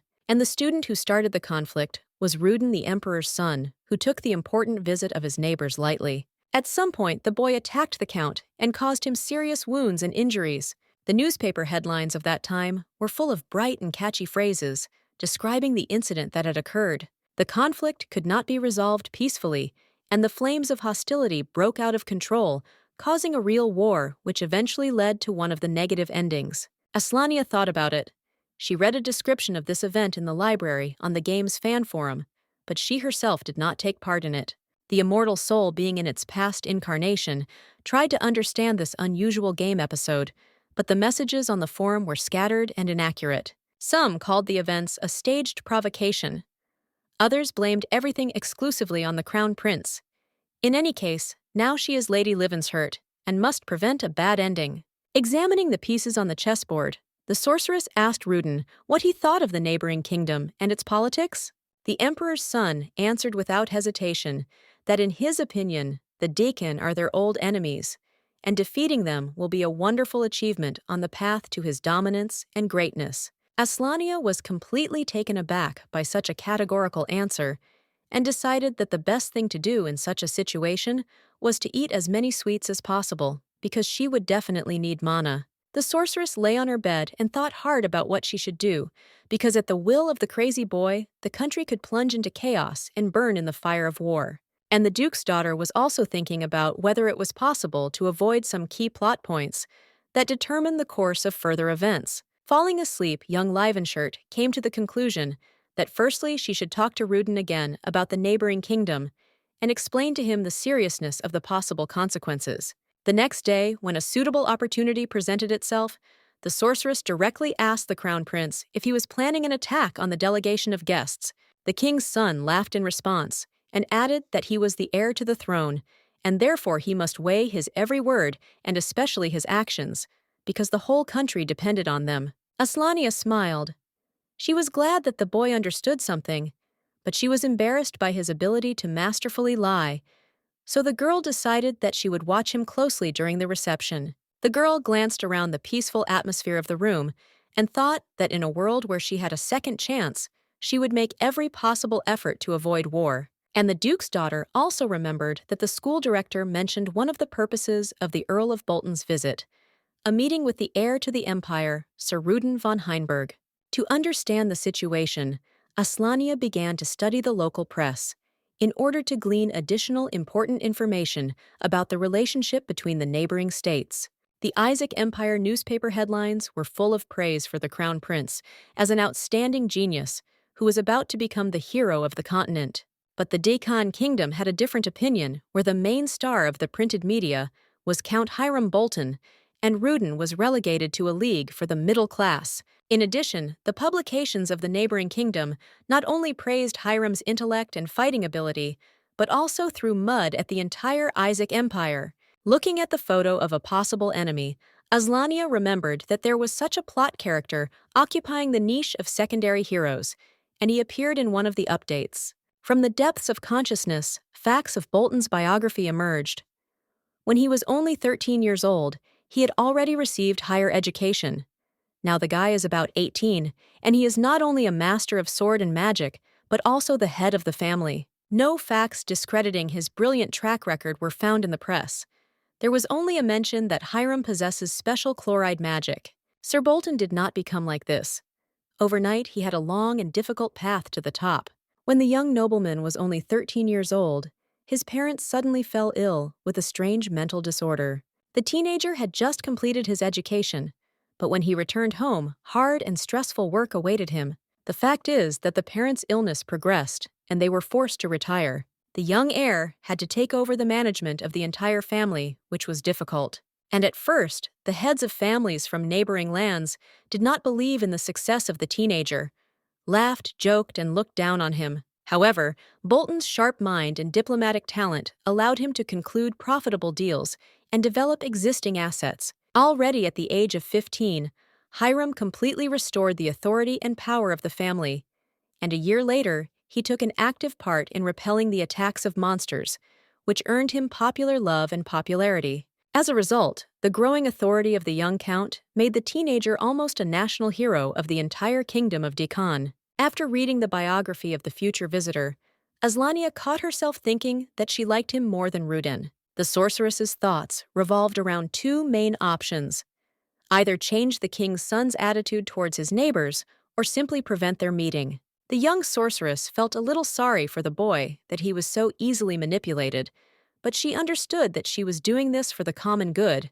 in fact for the sake of the entire country. During another game of chess, the duke's heiress told the king's son that they needed to have a serious talk. Aslania felt a little awkward, because it is easy to control people like pieces on a board, only with words. Then the schoolgirl made a move, saying that the conversation might seem unpleasant to him, but it would be very useful. It was obvious that Ruden did not like this dialogue, as he sat in a defensive pose, crossing his arms over his chest and crossing his legs. The young schemer said that she shared his position regarding the neighbors from Deccan, and also considered them enemies of Isaac. But she really wanted to avoid a conflict between the countries. And therefore Aslania wants to make sure once again that the king's son really has no plans for aggression against them. At these words, the boy frowned. Young Livenshirt prepared for Ruden's countermove. She saw how he hesitated, and this prolonged silence itself already said a lot. Time dragged on very slowly, and the silence that reigned in the room for elite students from the firmament was starting to drive one crazy. Finally, the sorceress could not stand it any longer and repeated her question because her patience had come to an end. In addition, Aslania added that she wanted to know how the heir to the empire would behave if one of the delegates began to behave unworthily, and Ruden replied that he would act as the hero's duty dictated. The schoolgirl was delighted to hear such an answer. She decided that she had practically received the evidence she needed and asked a new question. How does the king's son see his duty? However, the crown prince, hearing these words, turned pale and was horrified, and then in turn asked how she could ask such a question. The duke's daughter did not understand what was happening and tried to avoid answering, which angered the teenager even more. It turns out that Ruden was sure that Aslania knew exactly what the main character's duty was, since he considered her to be the main character. But upon realizing that the girl didn't know, he was very upset. In the end, the crown prince clenched his fist and accused Lady Livenshirt of not being the main character, but of occupying a secondary position. Then the king's son added that they had nothing more to talk about, turned around and headed for the exit of the room, leaving the bewildered sorceress alone. From that moment on, Ruden stopped communicating with the duke's daughter and spent almost all his time locked in his chambers, and in the meantime, the day of the Deccan Kingdom's visit to Yggdrasil arrived. The students were preparing to greet the guests from the neighboring empire with a bouquet of white tulips. Aslania could not get rid of the thought of the upcoming catastrophe, and the girl was very worried about possible negative situations that could happen on the school grounds. Soon the carriage appeared, and the greeters were given the order to prepare for a ceremonial meeting. Finally, the carriage stopped, and the door slowly opened. Everyone froze in anticipation of the guests. Earl Hiram Bolton, the national hero of Deon and a star of the printed press. The guy smiled good-naturedly, hugging the flowers he had been given, and did not stop admiring the beauty of the architecture. And suddenly, Aslania saw someone she had hoped not to meet today. It was Ruden. He was standing right behind the visiting stranger. What surprised the Duke's daughter most was the fact that the Crown Prince got out of the carriage after the guest, which meant that they had been riding together all this time. She thought that the boy was sitting in his castle. The first persons chatted pleasantly and exchanged all sorts of compliments and courtesies, which was extremely unexpected for Lady Levenshurt. The Emperor's son was cheerful and pleased from his behavior. One could say that the boy was glad to see the dear guest, and was greeting him with all possible honors. Aslania turned to Shaden, who was standing next to her, and asked when Ruden managed to meet the Count, and why they arrived in the same carriage. The Crown Prince's brother replied that it was merely a formality and a confirmation of the rules of etiquette to meet an envoy from another kingdom and accompany him on planned trips. The Duke's daughter was very surprised to hear such words. She thought that she would have to restrain the little impudent one, but he suddenly climbed into hell himself and behaved with dignity. After the end of the visit to Yggdrasil, Earl Bolton lingered a little, saying goodbye to the students of the school. At the carriage, he thanked everyone for the warm welcome and the good times spent. The headmaster was very pleased that the envoy of Deon praised his school in every possible way and spoke flatteringly about his visit in general. Aslania and Ruden stood nearby, quite satisfied and calm that the reception was a success. But suddenly Hiram turned to the king's son and addressed him with apologies. The boy looked at the guest and was a little surprised because everything went well, and he did not understand what he should apologize for. A sly smile flitted across the Count's face. It was obvious that he had prepared for these words and planned it all in advance. Bolton came close to the prince and leaned right to his ear, and then said that the newspapers in Deon were tirelessly pouring dirt on Ruden von Heinberg, and they were doing this on his personal orders. The Crown Prince tensed up. It was obvious that the guy was holding back his rage and aggression, but out loud, he only said that he did not understand what they were talking about, since he rarely read newspapers. The guest replied that in that case, this information was of no importance, and the heir to the throne could simply forget about it. Then he extended his hand towards his opponent. Barely holding back a storm of emotions, the schoolboy looked closely at this gesture of Bolton and then decided to return the handshake. What was happening was very strange, because in fact, the envoy of Deon did everything to provoke the Crown Prince at the very end of his visit. And when their hands touched and clasped, something incredible happened. Ruden seemed to be pierced by lightning. The boy did not understand what was happening.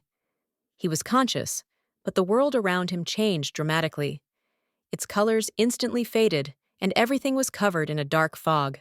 The images of his father, mentors, and servants flew past, all of whom were saying in one voice that the Crown Prince was the incarnation of Yongun himself, the legendary hero, the conqueror of demons, and the gatherer of lands. Everyone was saying that only Ruden could defeat the kingdom of Deon and unite the two countries into one so that everyone could live in peace and harmony. But for this, he had to do something. Defeat Bolton. The schoolboy looked at the tall guy, and the thought grew stronger in his head that the meaning of his existence as the main character was to defeat the enemy neighbor. Meanwhile, Hiram squinted, looking at the king's son, and seemed to be waiting for something. And Ruden was ready to act. He had already begun to think through his attack, but suddenly a random thought and a fleeting memory switched his attention to another topic. It was a very recent episode when the Crown Prince tried to find out from Yuven where he and Aslania had disappeared to that day. The rival never confessed to anything, although as a result of their disappearance, the boy was banned from attending school for a whole month, and the Duke's daughter constantly visited him at home. The Emperor's son did not believe the official version that the schoolchildren had encountered a monster in the garden, but he told Yuven that he was not interested in this because he had another more significant goal. And then the Marquis's son said that there was no more noble and desirable goal in the world than to make Nuna smile and rejoice with all her heart. Since then, these words often sounded in the prince's head. And then young Appleton added that he had already succeeded in this a couple of times, and he wanted to do it again and again, to which Ruden did not find what to answer. The king's son remembered her hair and eyes, but he could not find Aslania's smile in his memory. Usually she looked at him sullenly because his actions did not cause joy in her, and the crown prince himself often felt irritation at the sight of her image. But was this what he wanted from their relationship? What should he strive for then if he could not even cause a simple woman's smile? The heir to the throne squeezed Bolton's hand with all his might and thought that he would definitely punish him, but not now, because at the moment the death of his enemy was more important to him than the joy in the eyes of his beloved. The boy laughed and answered the provocateur that he was very glad to meet them and would look forward to their next visit. Those present sighed with relief, and the delegation of ambassadors set off on their way back while it was still a clear and sunny day in the yard of Yggdrasil. The crown prince stood at the school window and reflected on the past days. He felt somehow sad and melancholy. Aslania saw the boy and noticed that his psychological state was far from normal, because as a rule, he was cheerful and in a good mood. Young Livenshirt called out to the king's son, and he noticed that she was looking at him. The sorceress ran up to the boy and asked why he changed his mind, what happened in his head and consciousness, what influenced his choice. The sorceress also asked why Ruden left his room, in which he had been sitting for so long, before the visit, to which the schoolboy replied that he could not miss this visit.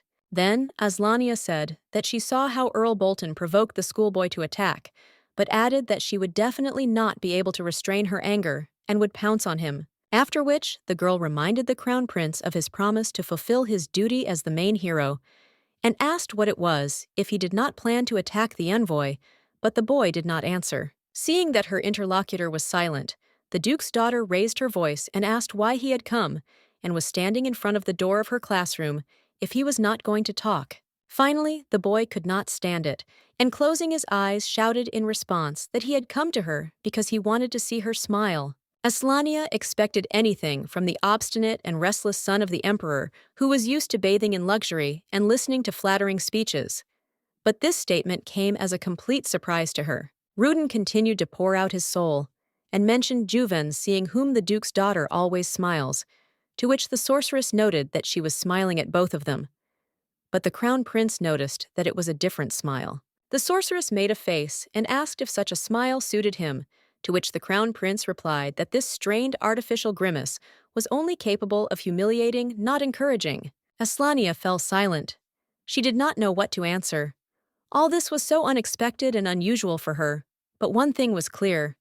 The guy was very worried and very upset. Suddenly, the heiress of Livenshirt came up with an idea, and she immediately realized it. Put her hand on the prince's fair-haired head and began to stroke him. Ruden succumbed to her charms and even leaned over slightly. The first few seconds he couldn't say anything, but only enjoyed the new feeling that appeared in his chest. Then the boy raised his eyes and began to look at his beloved's face, expecting to see a miracle. And it happened. Aslania smiled the very smile that he had been waiting for, and for which he had overcome himself, and gone against anger and irritation. And the duke's heiress also said that Ruden was a good boy, and she was proud of him that he had not fallen for a rude provocation, and had managed to restrain himself. During his life, the crown prince had experienced many emotions, but such a pleasant and joyful one had never happened before. This feeling literally overwhelmed the soul of the little wizard. Finally, the emperor's son came to his senses and pushed the girl's hand away. He felt awkward from the sincere happiness he had experienced, but the sorceress noticed that everything was fine. Then Ruden decided to leave as soon as possible to think about what had happened and sort out the thoughts in his head. Also, the consciousness of the heir to the throne was visited by a sudden thought that the provocation was planned and organized, not just like that, but as part of some more complex plan. Meanwhile, someone powerful and influential was thinking about the failed attempt to pit the Isaac and Decon empires against each other, and was trying to find the reason for such a failure. It was Hiram. He stared unblinkingly at the bright flame, and thought that the crown prince was not as predictable as he had previously thought. Then he squeezed the red ball hard, and the source of light disappeared. Bolton was not happy with the thought that the informant who described the king's son as a stupid and careless egoist was so cruelly mistaken. The count sat down on a chair and thought he was not happy that the provocation that had been prepared for many months fell apart so easily and ineptly. He was also worried that now he would have to forget about the leadership position at the post of the deacon group of hawks. The fact is that the empires maintained neutrality only for appearances, but in reality, they waged an endless hybrid war. But there were also those who wanted a real battle and an official declaration of hostility. And in each country, there was a special organization of hawks that did not want to make peace and negotiate with neighbors, but dreamed of a large, full-scale war. For several years now, Bolton had been part of a group of aggressive nobles who dreamed of defeating Isaac on the battlefield, and for this purpose, he had built a cunning and insidious plan of which Ruden was to become a part. Deep in thought, Hiram tried to understand where he had made a mistake, and why the youth who wanted to attack him had held back because the boy had been on the very edge but had retreated. Then, the former envoy began to analyze other students of the school whom he considered necessary to remember. For example, young Aania Livenshirt. She was always somewhere near Ruden. Bolton was aware of her physical transformation and considered it right to inquire about her in the near future, as well as to learn in detail about her relationships with other children. The insidious enemy thought that such external changes are impossible without serious internal changes, so the girl may well play her role in some distant game. Perhaps it is by studying the relationships between the children of the wealthy classes of Yggdrasil that Hiram will be able to weave a new web from which no one will escape. To top it all off, the Count thought that he had only lost this battle, and the war between the hawks of the two empires and each country had its own aggressive group had only received a reprieve. After the end of the exam session, Aslania went to visit her new friend Riley. Her estate was located near the sea, where there was hot sand and turquoise surf. The girls had a great time together, running along the beach, swimming, sunbathing, and enjoying the rays of the warm sun. Aslania also invited Ruden and Yuven on this trip, but unfortunately, they both could not join their friend and share with her the joys of a seaside vacation. During the holidays, each student was busy with his own business, and the heir to the Marquis was no exception, although his new hobby was far from classic children's fun. Having found the right door in the labyrinth of streets and alleys of a remote part of the city, with some difficulty, the teenager froze for a while in front of the entrance. A crooked sign above the passage said that this was the headquarters of a guild called Adventurers. But there was another name, Old Tree, which had a wider publicity. His previous duel with Nuna left a noticeable mark on the boy's soul, and also dispelled childhood illusions about his own strength, and now the son of the Marquis wanted to fill this gap. The little sorcerer dreamed of becoming an experienced fighter who could not be defeated by the sorceress, who had an advantage of a whole year. The Crown Prince also did not sit idly by. He climbed into the royal library and studied thematic literature. At the same time, the boy was interested in only one direction: the works of learned minds on the relationship between the sexes and how to win a partner and win a heart. When the rest time passed and a new school term began, the children gathered at the school and watched in surprise at the role in which the heir to the empire appeared. The boy came to Yggdrasil not alone, but with his new friend, a snow-white horse. But this was not the last new detail in the prince's image. A crooked pattern ran through his eye, vaguely resembling a scar.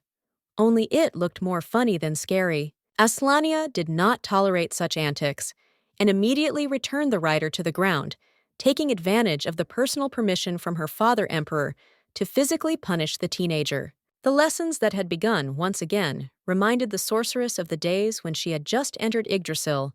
Her classmates looked with horror at Lady Livenshirt, who had the right to raise her hand against Ruden von Heinberg. The sorceress acquired new scary nicknames such as Hell's Hand, Devil's Grip, or even Instigator of Rebellion, and her former Aslania's alienation zone returned to her. However, not all the children shared the fears and concerns about the Duke's heiress. Some continued to communicate sweetly and carefree with the schoolgirl. For example, Shaden. As soon as the boy entered the classroom, he immediately greeted Aslania. There was not the slightest concern in his behavior or voice. On the contrary, he seemed happy. Usually the crown prince's brother was quiet and spoke only when addressed, but this morning the boy literally glowed with joy, maybe because he saw how Ruden got into trouble? According to the plot, Shaden always put the interests of his country first, while his brother put personal gain and vanity first. Young Livenshirt thought that strengthening her relationship with this advantageous and adequate ally would be beneficial not only to her, but to the entire kingdom. Quite quickly, the girl was carried away by rosy dreams of future victories and successes on all fronts, and she closed her eyes so that nothing would distract her from her stay in the world of dreams. However, it was not so easy to make friends with this young man, because he preferred to hide his hot heart deep inside under a cold and impenetrable shell of external alienation and indifference. Moreover, the only way to attract his attention and win him over was to achieve high results on exams, since Shaden preferred to communicate only with smart and useful people for the country. And the Duke's daughter couldn't boast of her results, because her level at the last session exams dropped even lower to 52nd place, despite the fact that the Crown Prince's brother was in the top 3. However, according to the hero card, in order for this smart boy to pay attention to you, you need to be in the top 50 in grades, so Aslania was not that far from the required minimum. The sorceress approached Shaden and asked if she could sit next to him, to which the boy replied that he did not mind. Moreover, he had long wanted to talk to her. Aslania really liked his positive and friendly attitude, which means that grades in this world were not as critical as they were in the real game. And as soon as the children sat down together, a discussion immediately began between their classmates behind their backs, discussing every breath of the representative of imperial blood. Young Livenshirt still could not get used to such an attitude of others, but she was pleased that the school children spoke about them in a positive light. It was not only pleasant to be friends with Shaden, but also useful, since he began to really help the heiress of Livenshirt with her lessons, which undoubtedly increased her level of education. When Aslania thanked the young mentor for the science, the boy replied that it was not about his lessons, but that she herself was very smart and grasped things on the fly, and he only guided her mind. Then, the Crown Prince's brother uttered a phrase from the game word for word about how it is not enough to have a developed intellect. You also need to master special techniques for using it, which made the girl very happy. The rich gaming experience of the immortal soul suggested that after such lines, the character's interest in the main character increased greatly, which meant that this was a certain success. The Duke's daughter was very glad that she had finally managed to move her relationship with the Crown Prince's brother forward, because it had been very difficult. Then the sorceress had already begun to make plans for Shaden, because such a friend and ally could not only brighten up the years of life, but also provide serious help and support in many areas. Then, Aslania asked if the teenager had managed to awaken his magical gift, to which the boy replied that unfortunately, he had absolutely nothing to brag about in this regard. After which, the children chatted a little about magic and abilities young Livenshirt knew from legend, that the power would awaken in Shaden by the end of this year, but she could not say it directly. The boy did not yet know that he possessed the magic of bitter cold, the most powerful of the ice spells, and was able to create blocks of pure ice controlling them. When the teenage girl first saw his animation when casting a spell, she literally fell in love with this calm angel of pure beauty. And while Aslania was dreamily looking at the pictures of her past life, remembering Shaden in different images, the lesson came to an end. The teacher gave an assignment and said that the children could go free. Before leaving the classroom, the boy turned to the girl and said that he wanted to ask her something. Then he was silent for a while. It was clear that the question the schoolboy wanted to ask was important to him. Shaden looked closely at Aslania and asked what her opinion was about the future of their Isaac empire. The girl immediately tensed up.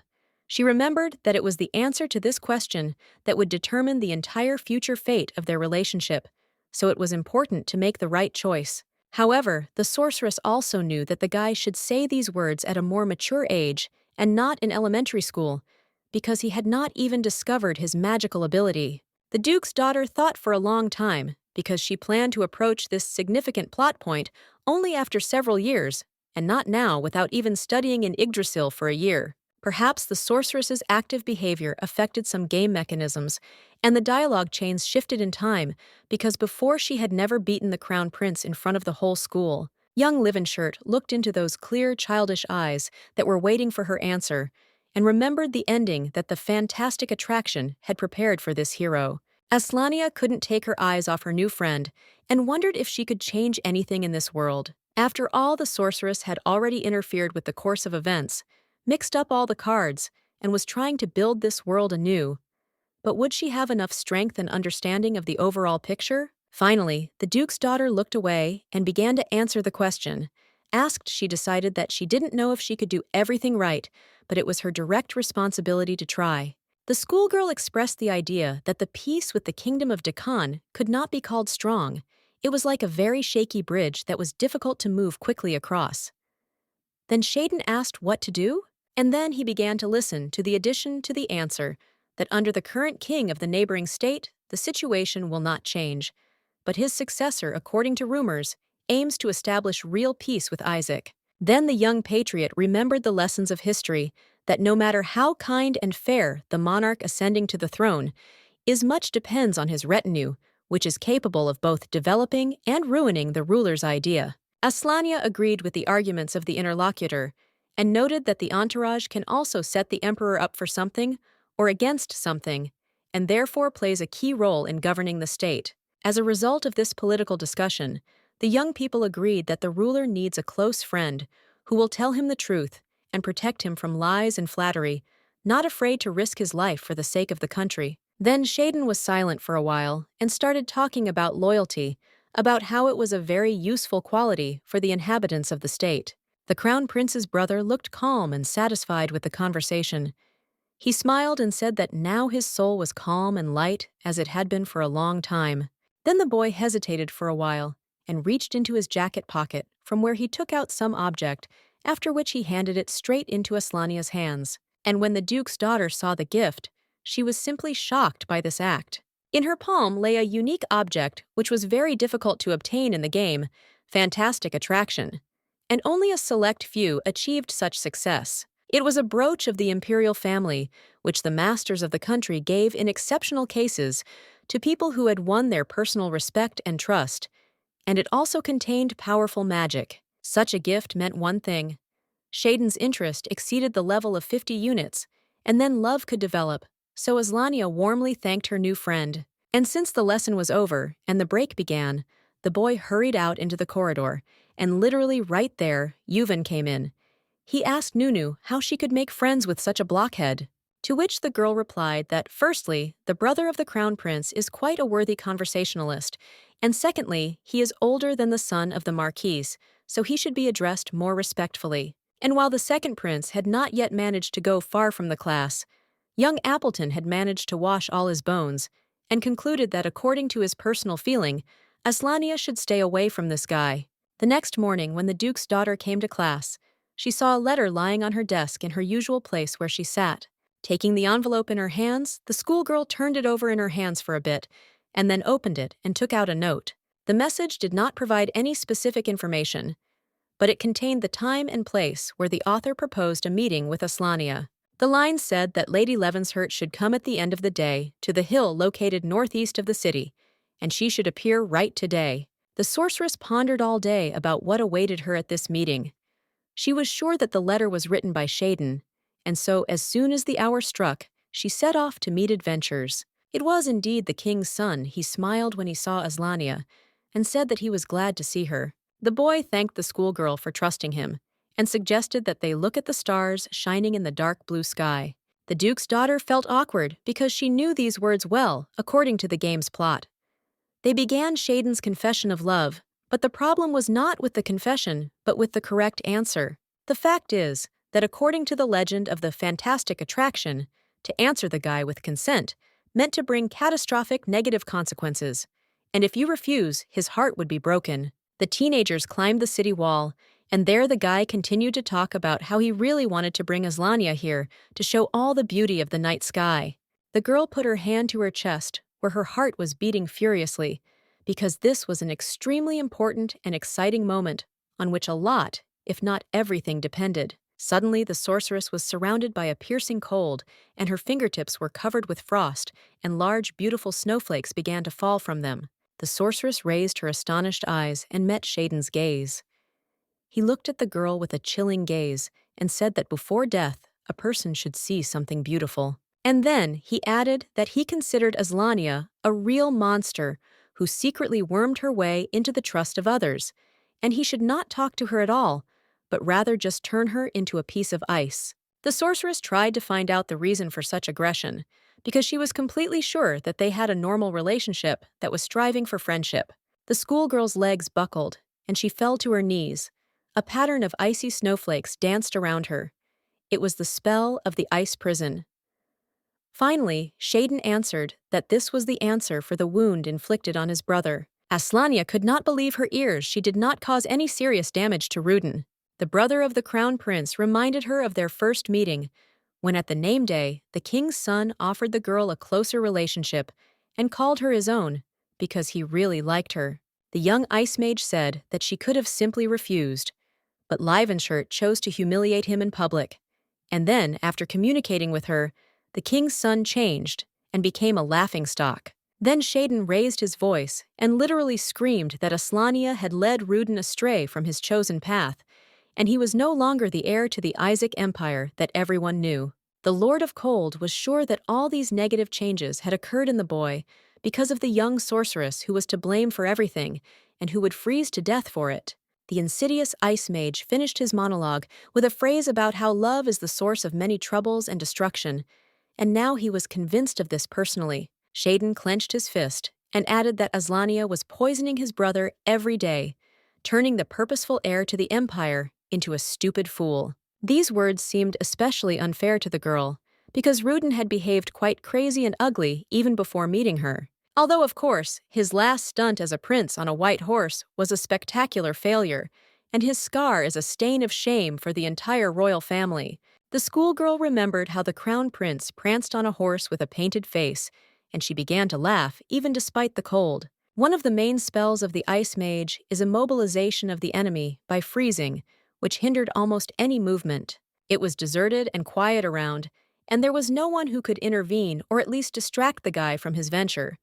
Aslania had to rely only on herself. Overcoming the pain, the sorceress asked why Shaden did not like his brother so much, to which he answered with surprise that he did not understand where she got this from. The duke's daughter gave an example that the brothers never communicate. On school grounds, do not walk together and rarely talk to each other at all.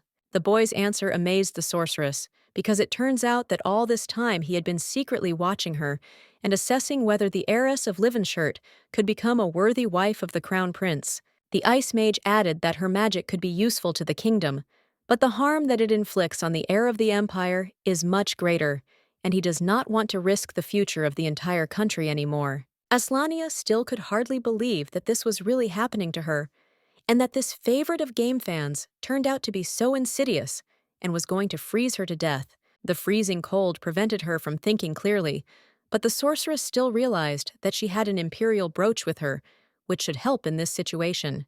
The artifact's main magic was protective, and it had the power to prevent direct danger directed at the owner. But the gift worked somehow strangely. It radiated power, but the sorceress could not activate it at full power. Shaden noticed that Aslania was trying to use the brooch and praised her for her intelligence. The frost mage added that he had specifically chosen the item for the sorceress because he wanted to strengthen his abilities and guarantee victory in this evening's fight. It turns out that as soon as the boy felt the awakening magic in himself, he immediately began to study the duke's daughter, collecting materials from her fights and information about her abilities. The freezing Livenshirt listened as her opponent told her that he could not win in a fair fight, so he enchanted the family artifact, and thanks to it, was able to block her powers. The trick was that Aslania could concentrate any amount of magic in herself, but the spell affected her blood and gradually slowed her heart, depriving her of the ability to move. And now, Shaden proudly told about his trick demonstrating his superiority and power over the weakening girl. The duke's daughter could hardly think, realizing how her strength was leaving her with every minute, and the evil magician said that the lecture was over, and he was going to freeze and disintegrate her. The cold was unbearable, and Aslania closed her eyes, realizing that now she would witness an ending that had never happened before, even in her fantasies. The ice sorcerer glanced at the barely alive schoolgirl and said goodbye to her, intending to finish the job he had started. Suddenly, he froze and said that she should not worry, because his days were also numbered, and soon the brother of the crown prince would follow the sorceress to the next world, and he would do it for the sake of his kingdom. Isaac. But as Lania no longer listened to the enemy, she concentrated on the remaining grains of consciousness and made desperate attempts to come up with a way out of the current situation. The blood, of course, flowed through the veins very slowly, but still flowed, so the sorceress tensed up and tried to remove the magic of the brooch from the vessel's arteries and heart. An image of Bertrand appeared in her head, who was teaching his ward the spells of restoration. Then, Schumann spoke specifically about the situation when the body is exposed to the magic of absolute cold and cannot use ordinary techniques. The only salvation is to concentrate strength and reserves on maintaining the heart's performance. Then, with each beat, the blood will slowly begin to warm up and restore all body functions. Aslania, as her mentor taught, began to mentally contract the muscles of the heart itself and around it in order to stop the piercing cold and save herself. Meanwhile, Shaden came closer and again began to tell her how talented and strong she was, and if it were not for his intelligence and cunning, he would have no chance in a fair fight. Then the insidious ice mage put his hand on the girl's shoulder and said that he was of course sorry, but the noblewoman herself was to blame, and her death would serve the good of the empire. Suddenly the boy's eyes widened. They read surprise and the primal horror that people experience at the moment before imminent death.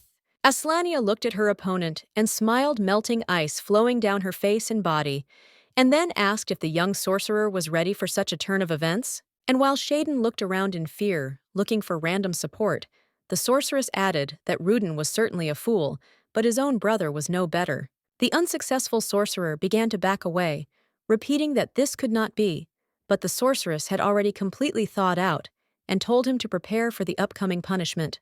The next moment, the insidious enemy realized that he was doomed, because in a one-on-one duel without cunning and deception, he would never be able to stand up to Aslania. And then the boy went on a verbal attack, shouting that this was some kind of unreal magic that simply could not exist, because he had calculated all the moves and should have won. The sorceress was very pleased to realize that she had coped with this difficult task without outside help, solely with her own understanding of magical processes. Then the sorceress raised her fist and said that she expected much more from the crown prince's brother and was very disappointed with his low and vile act, unworthy of a nobleman. After which, Aslania laughed and asked if Shaden knew that she was officially allowed to use physical force against Ruden. The cold prince replied that it didn't matter because she was a bad influence on the one who would eventually take the throne, and that was unacceptable. The sorceress quickly approached the ice mage and said with bitterness in her voice that she hadn't imagined this evening at all because she had been counting on an interesting dialogue. Shaden didn't even try to resist. He only kept saying that the girl should leave the country so as not to have a bad influence on his brother. The sorceress moved so quickly that it was impossible to keep track of her, so the confused schoolboy soon fell silent. But why was young Livenshirt wrong in believing that the von Heinberg brothers were bitter enemies? Did her appearance in this world and the reincarnation of an immortal soul really affect anything? The fact is that the princes were born together and lived in friendship at the emperor's court. But on that very day of the name day and reception, when hatred should have been born, Aslania appeared. It was Ruden's arrogant and self-confident behavior at the event that should have sown deep contempt in Shaden's soul, which over the years turned into hostility. However, the active and aggressive guest completely mixed up the course of the storyline, and further development already went in a completely different direction. The cold prince might not like his brother, but the same blood flowed in their veins, and when he saw his relative being beaten, then of course his patriotic spirit could not remain on the sidelines. Shaden watched as the crown prince began to change before his eyes, how he began to come up with all sorts of ideas and fool around, which was not the case before. And his public declarations of love for an unknown girl kindled an unprecedented jealousy, which eventually led to real hatred towards the culprit of all these events. Aslania, the duke's daughter, was not going to keep silent about this event, so she directly addressed the emperor himself, since it so happened that both of his sons were so closely connected with her. Shaden came to his senses in a familiar environment, but it was strange because just a few moments ago, he was on a night hill outside the city, and now the sun was shining brightly. A familiar and stern voice asked how the boy was feeling, and whether he had come to his senses, to which the boy began to mumble in surprise that he did not expect to see his father. The emperor noticed that this meeting was of an official nature, so he asked to call him Your Majesty. Then the meeting continued. The ruler sat on the throne and was going to listen to both sides of the conflict to make a final decision. Shaden and Aania stood below in front of the king and meekly carried out all orders. After Lady Livenshirt finished her story of the events that had taken place, there was silence. Then the emperor turned to the second prince and asked if everything that the duke's daughter had just said was true. The boy answered in the affirmative, but considered it necessary to add that he acted in the interests of the country, because his brother's behavior had become horrific and unworthy. Shaden spoke sincerely. He insisted that his brother was the reincarnation of Yongun, the great hero, savior, and liberator. But after meeting Aania, Ruden went the wrong way. The cold prince described the heir to the throne as a great man who was destined to decide the fate of the peoples of an entire continent. And if it weren't for this girl, the crown prince would have developed on his own path and not pranced on a horse and painted his face. So Shaden decided to save his brother and the country from the impending threat. The father praised his son for his zeal, and a smile spread across the second prince's face. However, the ruler added that Ruden, in addition to many talents, strength and intelligence, was a fool from birth, and meeting the young heiress of the duke did not affect his craving for eccentricities. The boy was shocked to the depths of his soul because the emperor's wisdom was many times greater than his own, which meant that the boy had made a grave mistake and did not know what to do about it now.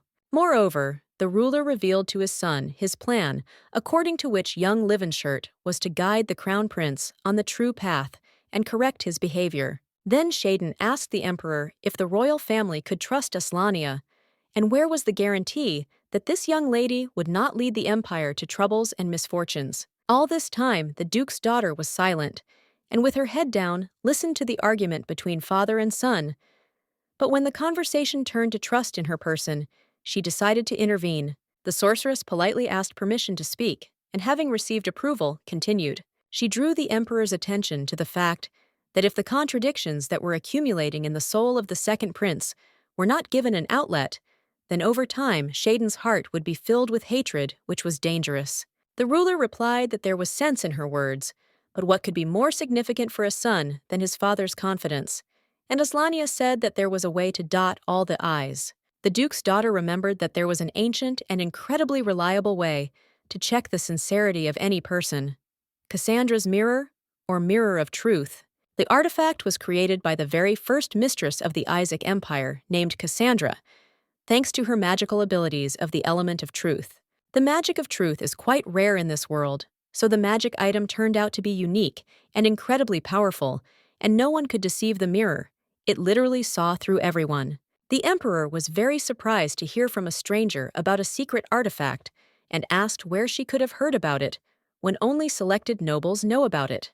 Aania came up with an answer on the fly and said that there are legends about the magic mirror among the people, and she once asked her father about it, although in fact it was in the description of the game secrets. The ruler was wary, having learned that a stranger was aware of the secrets of the royal treasury, because the mirror was an incredibly powerful tool in experienced hands. Meanwhile, Shaden stood kneeling and lowering his head.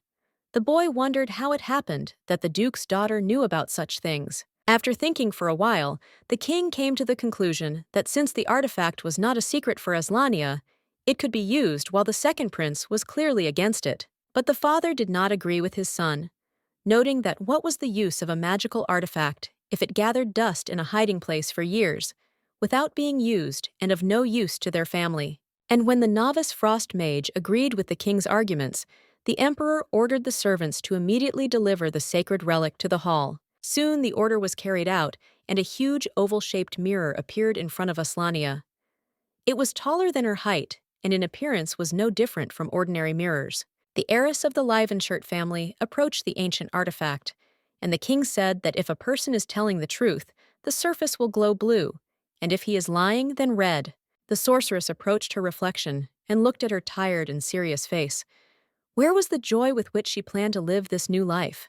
Having collected her thoughts, Aania began to speak. She did not know the details of the work of this lie detector, and therefore simply followed the instructions. The first phrase of the Duke's daughter, about her not going to harm or cause any harm to the first prince, responded with a bright bluish glow. Then the girl continued. Then turning around and looking at Shaden, the sorceress noted that she considered Ruden a child who could be raised and made great, but if neglected, the result would be disastrous. The radiance of truth gave the girl a special aura in which her serious face seemed somehow sublime. The second prince looked at the result of the family artifact's work and began to feel remorse because he thought that Aslania was bad, but it turns out that he was cruelly mistaken. And the last thing the already relaxed sorceress said was an oath that she wished only good and prosperity for the imperial family as well as for her empire Isaac. The emperor calmly and silently watched this process. He was pleased that his trust in the girl was not in vain. Aslania looked at the Prince of Cold, who had just recently sincerely wanted to kill her, and asked if he believed her now. The boy was still kneeling and did not know what to do because he felt morally depressed and broken. The sorceress took the king's second son by the hand and offered him to move together on the path to ensuring a better future for their country. Shaden was shocked by how this fragile girl could combine so much strength, intelligence, and nobility. The next day at school was as usual, lessons, breaks, and children communicating with each other. The students turned around when they heard the loud voice of the boy coming from the door. During the break, Shaden approached Aslania and publicly apologized to her for his actions. The Frost Mage said that he took the situation emotionally and therefore was unable to see the whole picture and made a fatal mistake. And now he is very remorseful and wants to atone for his guilt. The schoolgirl drew the boy's attention to the fact that they were not just being watched, but a whole crowd of onlookers had gathered around. The king's second son was silent for a while, apparently collecting his thoughts, and then continued. Shaden said that his father had entrusted Aslania with the choice of punishment, so she had the right to deal with the culprit of the incident as she wished. Beat him, expel him from school, or even send him out of the country. The Duke's daughter was horrified by the thought of what this in general good and decent boy, who sincerely cares about the empire and loves his brother, had to endure. And while the young magician was breaking down from internal pain, the schoolgirl was thinking about what nickname her classmates would come up with for her after this incident. The sorceress took a deep breath and prepared to choose the fate for the second son of the king of the empire, Isaac. It was obvious that the boy was extremely depressed morally. He even closed his eyes in fear of the unknown. Aslania put her hand on the schoolboy's shoulder, much like he had done before he tried to freeze her to death, and then said that we are all human and we make mistakes. Then young Leavenshirt added that there are very few sincere patriots like Shaden, so there is no need to drop out of school or leave. She forgives him, but he still has to do something. On the one hand, the boy was glad that he would not have to leave his native land, but on the other hand, he was wary, because he would still have to answer somehow. Aslania said that the best way to atone for her guilt would be to help raise Ruden in the right direction, because she can only influence him at school, but not at home.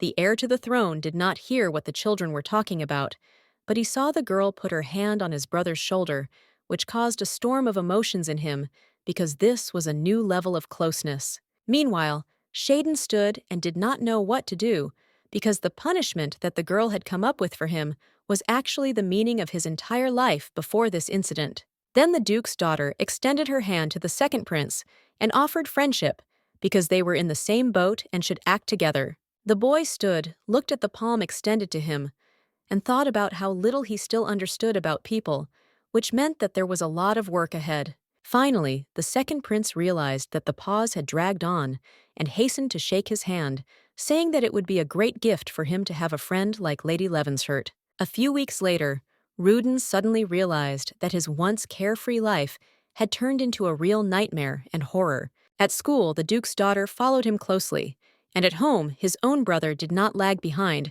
so the boy was completely deprived of a place where he could relax. Shaden and Aslania literally did not give the first prince a break and tried to control all his actions and stop his pranks. Also, the Duke's daughter transferred to the class where Ruden studied and created a rule for the heir to the empire, forbidding him to commit more than 3 pranks a day.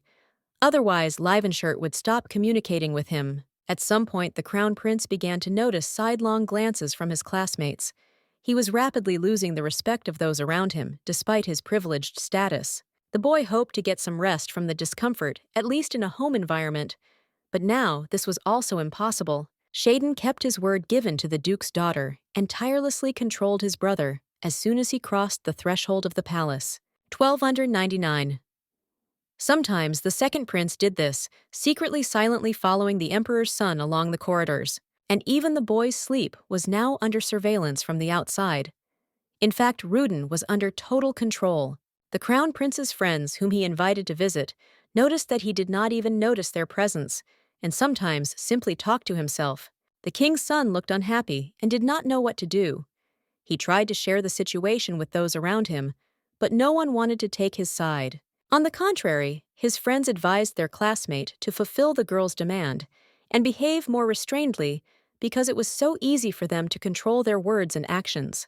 But for Ruden, the need to watch himself was unbearable because he was used to behaving as he wanted. Moreover, the crown prince was sure that all his words came from the heart, but his friends hinted that there was too much self-praise, pride, and stupidity in his speeches. The first prince's friend looked at his classmate and did not know what other words to choose to explain elementary things to him. He could not directly call him a fool, could he? Then the friend advised Ruden to stop talking just like that and to open his mouth only in extreme cases, because then words that Aania might not like would not be uttered.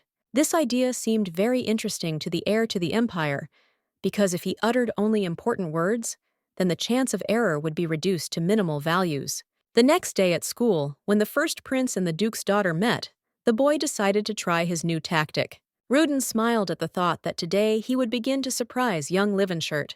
The children greeted each other, and Aania asked if the king's son would be fooling around today, to which he slyly replied that he had completely different plans.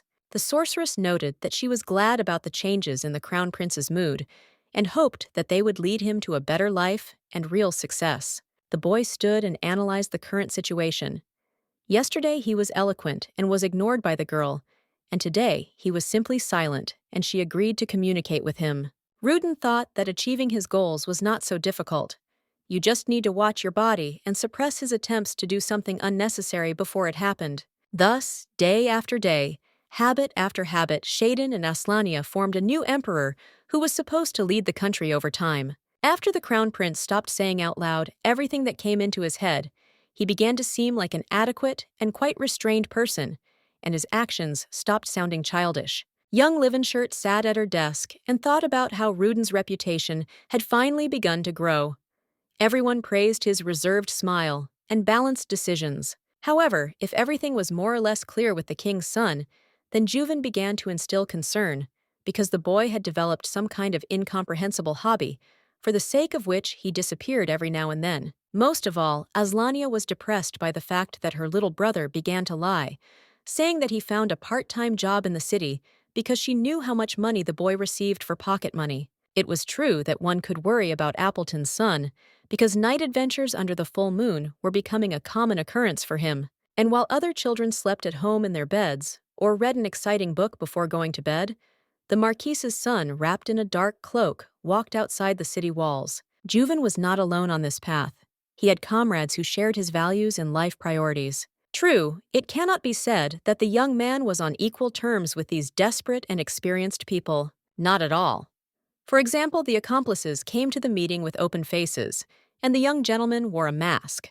But the main difference was that they completely obeyed Yuven and addressed him extremely politely as their master and lord. The teenager's subordinates called him Urian and admired his strength and achievements. He tried to make them talk to him as an equal, but the people were adamant and continued to grovel. Not wanting to waste time on empty arguments, the boy preferred to give in and allow his comrades to flatter him a little. In response, the club members called the young master an outstanding adventurer who had proven his abilities in practice. Yuven replied that there was nothing supernatural in his talents, to which his new friends reacted with sincere surprise. There were 6 levels of skill in the adventurer organization, and it took about 10 years to reach the highest. But Urian reached the peak of his career in just 3 months, which his comrades admired. And the partners also apologized for not being able to find a high-difficulty dungeon that their new friend needed to develop. In fact, the guy had passed this test some time ago, but he did not want to tell the Adventurers Club about it, wanting to keep this news for later. Getting the maximum level in this closed society is very difficult at the moment. There are only 5 such people in the whole world. Yuven arrived at the appointed place in order to meet the most outstanding adventurer of his time. The teenager looked around but did not see anyone. Perhaps he arrived earlier than planned, or his colleague was late. Suddenly, right behind him, the Marquis's son heard someone's cheerful voice, asking the guy who he was looking for in such a place at such a late hour. After using the spell, Urian flew forward a few meters and turned around, but his interlocutor assured him that there was no need to be afraid, because he was not going to harm him. The Marquis's son asked when the stranger had managed to sneak up, to which he replied that he had come here a long time ago and had managed to blend in with the terrain, so the boy simply did not notice him. Then the great adventurer quickly approached and put his hand on the boy's shoulder, saying that they needed to sit down and talk. His hand was so strong that Urian only cried out in pain and sank to one knee, so powerful was the touch. This was a very strange magic that the heir of Appleton had never encountered before, and he was unable to resist it. Meanwhile, the man sat down in front of him, crossed his legs and smiled. Finally, Yuven could get a good look at him. He was a very young guy with a simple face and a friendly appearance. He thanked the teenager for the tasks he had completed and praised him for his diligence in the field of adventurers. However, the boy said that he had not completed the quests of his own free will, but on the instructions of the guild, to which the stranger replied that the leadership of the Old Tree Society received orders from him himself. Then Yuven was told that he had not come all this way for nothing. It was a series of difficult tests to check his readiness to join the organization and gain a decent status in it. The great adventurer added that if Urian had refused even once or failed the mission, then this meeting would never have taken place. But as it was, everyone got what they wanted. After a pause, the boy licked his lips very slyly and said that this was all part of a big plan. The boy felt a little uneasy because he realized that he had been playing someone's complicated and incomprehensible game for the last 3 months. In response, the guild member handed the teenager a crumpled piece of paper and added that the checks had come to an end, which meant it was time to explain and tell everything. And while the boy peered at the contents of the note, his comrade explained that he had been closely watching him all this time and was very pleased with the information he had collected. The message was an official application for joining the Adventurers Society, which Urian had written 3 months ago. Only now his real name, Yuven Appleton, was listed at the bottom. The Marquis's son was shocked that the secret of his true identity had been revealed, and apparently the guild had known about it for a long time.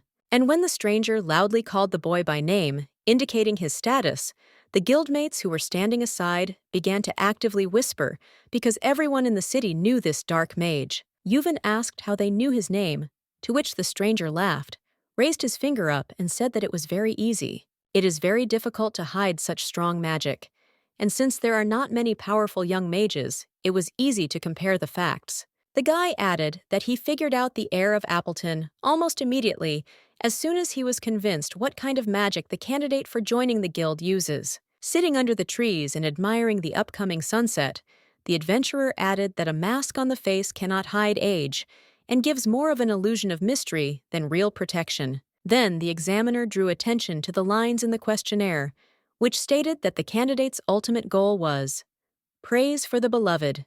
The teenager really set himself such a task, but never thought that it would be examined under a magnifying glass. The guild member added that he found this point very interesting and worthy of special attention. And then the adventurer put his finger to the boy's face and said that they were about to have a man-to-man talk, and therefore Yuven should take off his mask. Reluctantly, the boy took off the white object, and everyone present enthusiastically greeted the heir of Appleton. Then he asked what important thing they managed to find out about his personal life. The interlocutor answered that judging by his information, Lady Levenshurst is precisely the object of the young adventurer's adoration, because they study at the same school and spend enough time together. Once again, the Marquis's son was shocked by the news that the guild not only gives tasks, but also spies on candidates. The guy answered that a boy in love is quite easy to recognize by the way he looks at the girl, talks to her, and how he reacts to the mention of her person, like now. But the next phrase of the senior comrade struck Yuven in the heart, because he said that in the current situation, they will not be able to be together. The guild member continued and said that the desire of the heir of Appleton to become stronger than Aania is understandable, but given her potential, it will take years to achieve this goal. And will she wait that long? The Dark Mage replied that there is not a single worthy candidate around the sorceress, except him, so she will definitely wait. To which the guild member objected that Livenshirt is not only strong, she is also smart, so she herself sees the lack of candidates, which means that over time she will begin to lower the bar for them. This is inevitable. Yuven did not know what to answer, since the words of the great adventurer seemed to be true. He also added that while young Appleton is developing his powers, others are establishing relationships with the lady. In conclusion, the senior comrade noted that the magician could indeed become the most powerful and surpass Aslania. But would there be room for him in her heart by that time? After these words, the guild member fell silent, and a sly smile froze on his face, which he seemed to never part with. After a pause and examining the trees, the great adventurer continued and said that he knew the right way out of this situation and would help the young magician realize his plans. Belton was indeed an expert in such matters, but he never helped for no reason. This man experienced the deepest moral satisfaction from contemplating love, intrigues, and especially the tragedies of unhappy love. Moreover, he liked to create and weave them. With an incredible craving for behind-the-scenes games, the great adventurer could play people like chess pieces, playing out all sorts of games according to his own scenario. And now, Juven, having succumbed to the truthfulness of Belton's words, already asked his comrade for help and advice, to which he happily responded, assuring that he would make every effort to resolve the issue. The Marquise's son felt uneasy because he had chased his dream, and really began to communicate much less with Aslania, for whose sake he had started all this development. In the Adventurers Guild, Belton was the most curious and nosy member, and as soon as he read Juven's statement, he immediately became interested in the love story of noble families.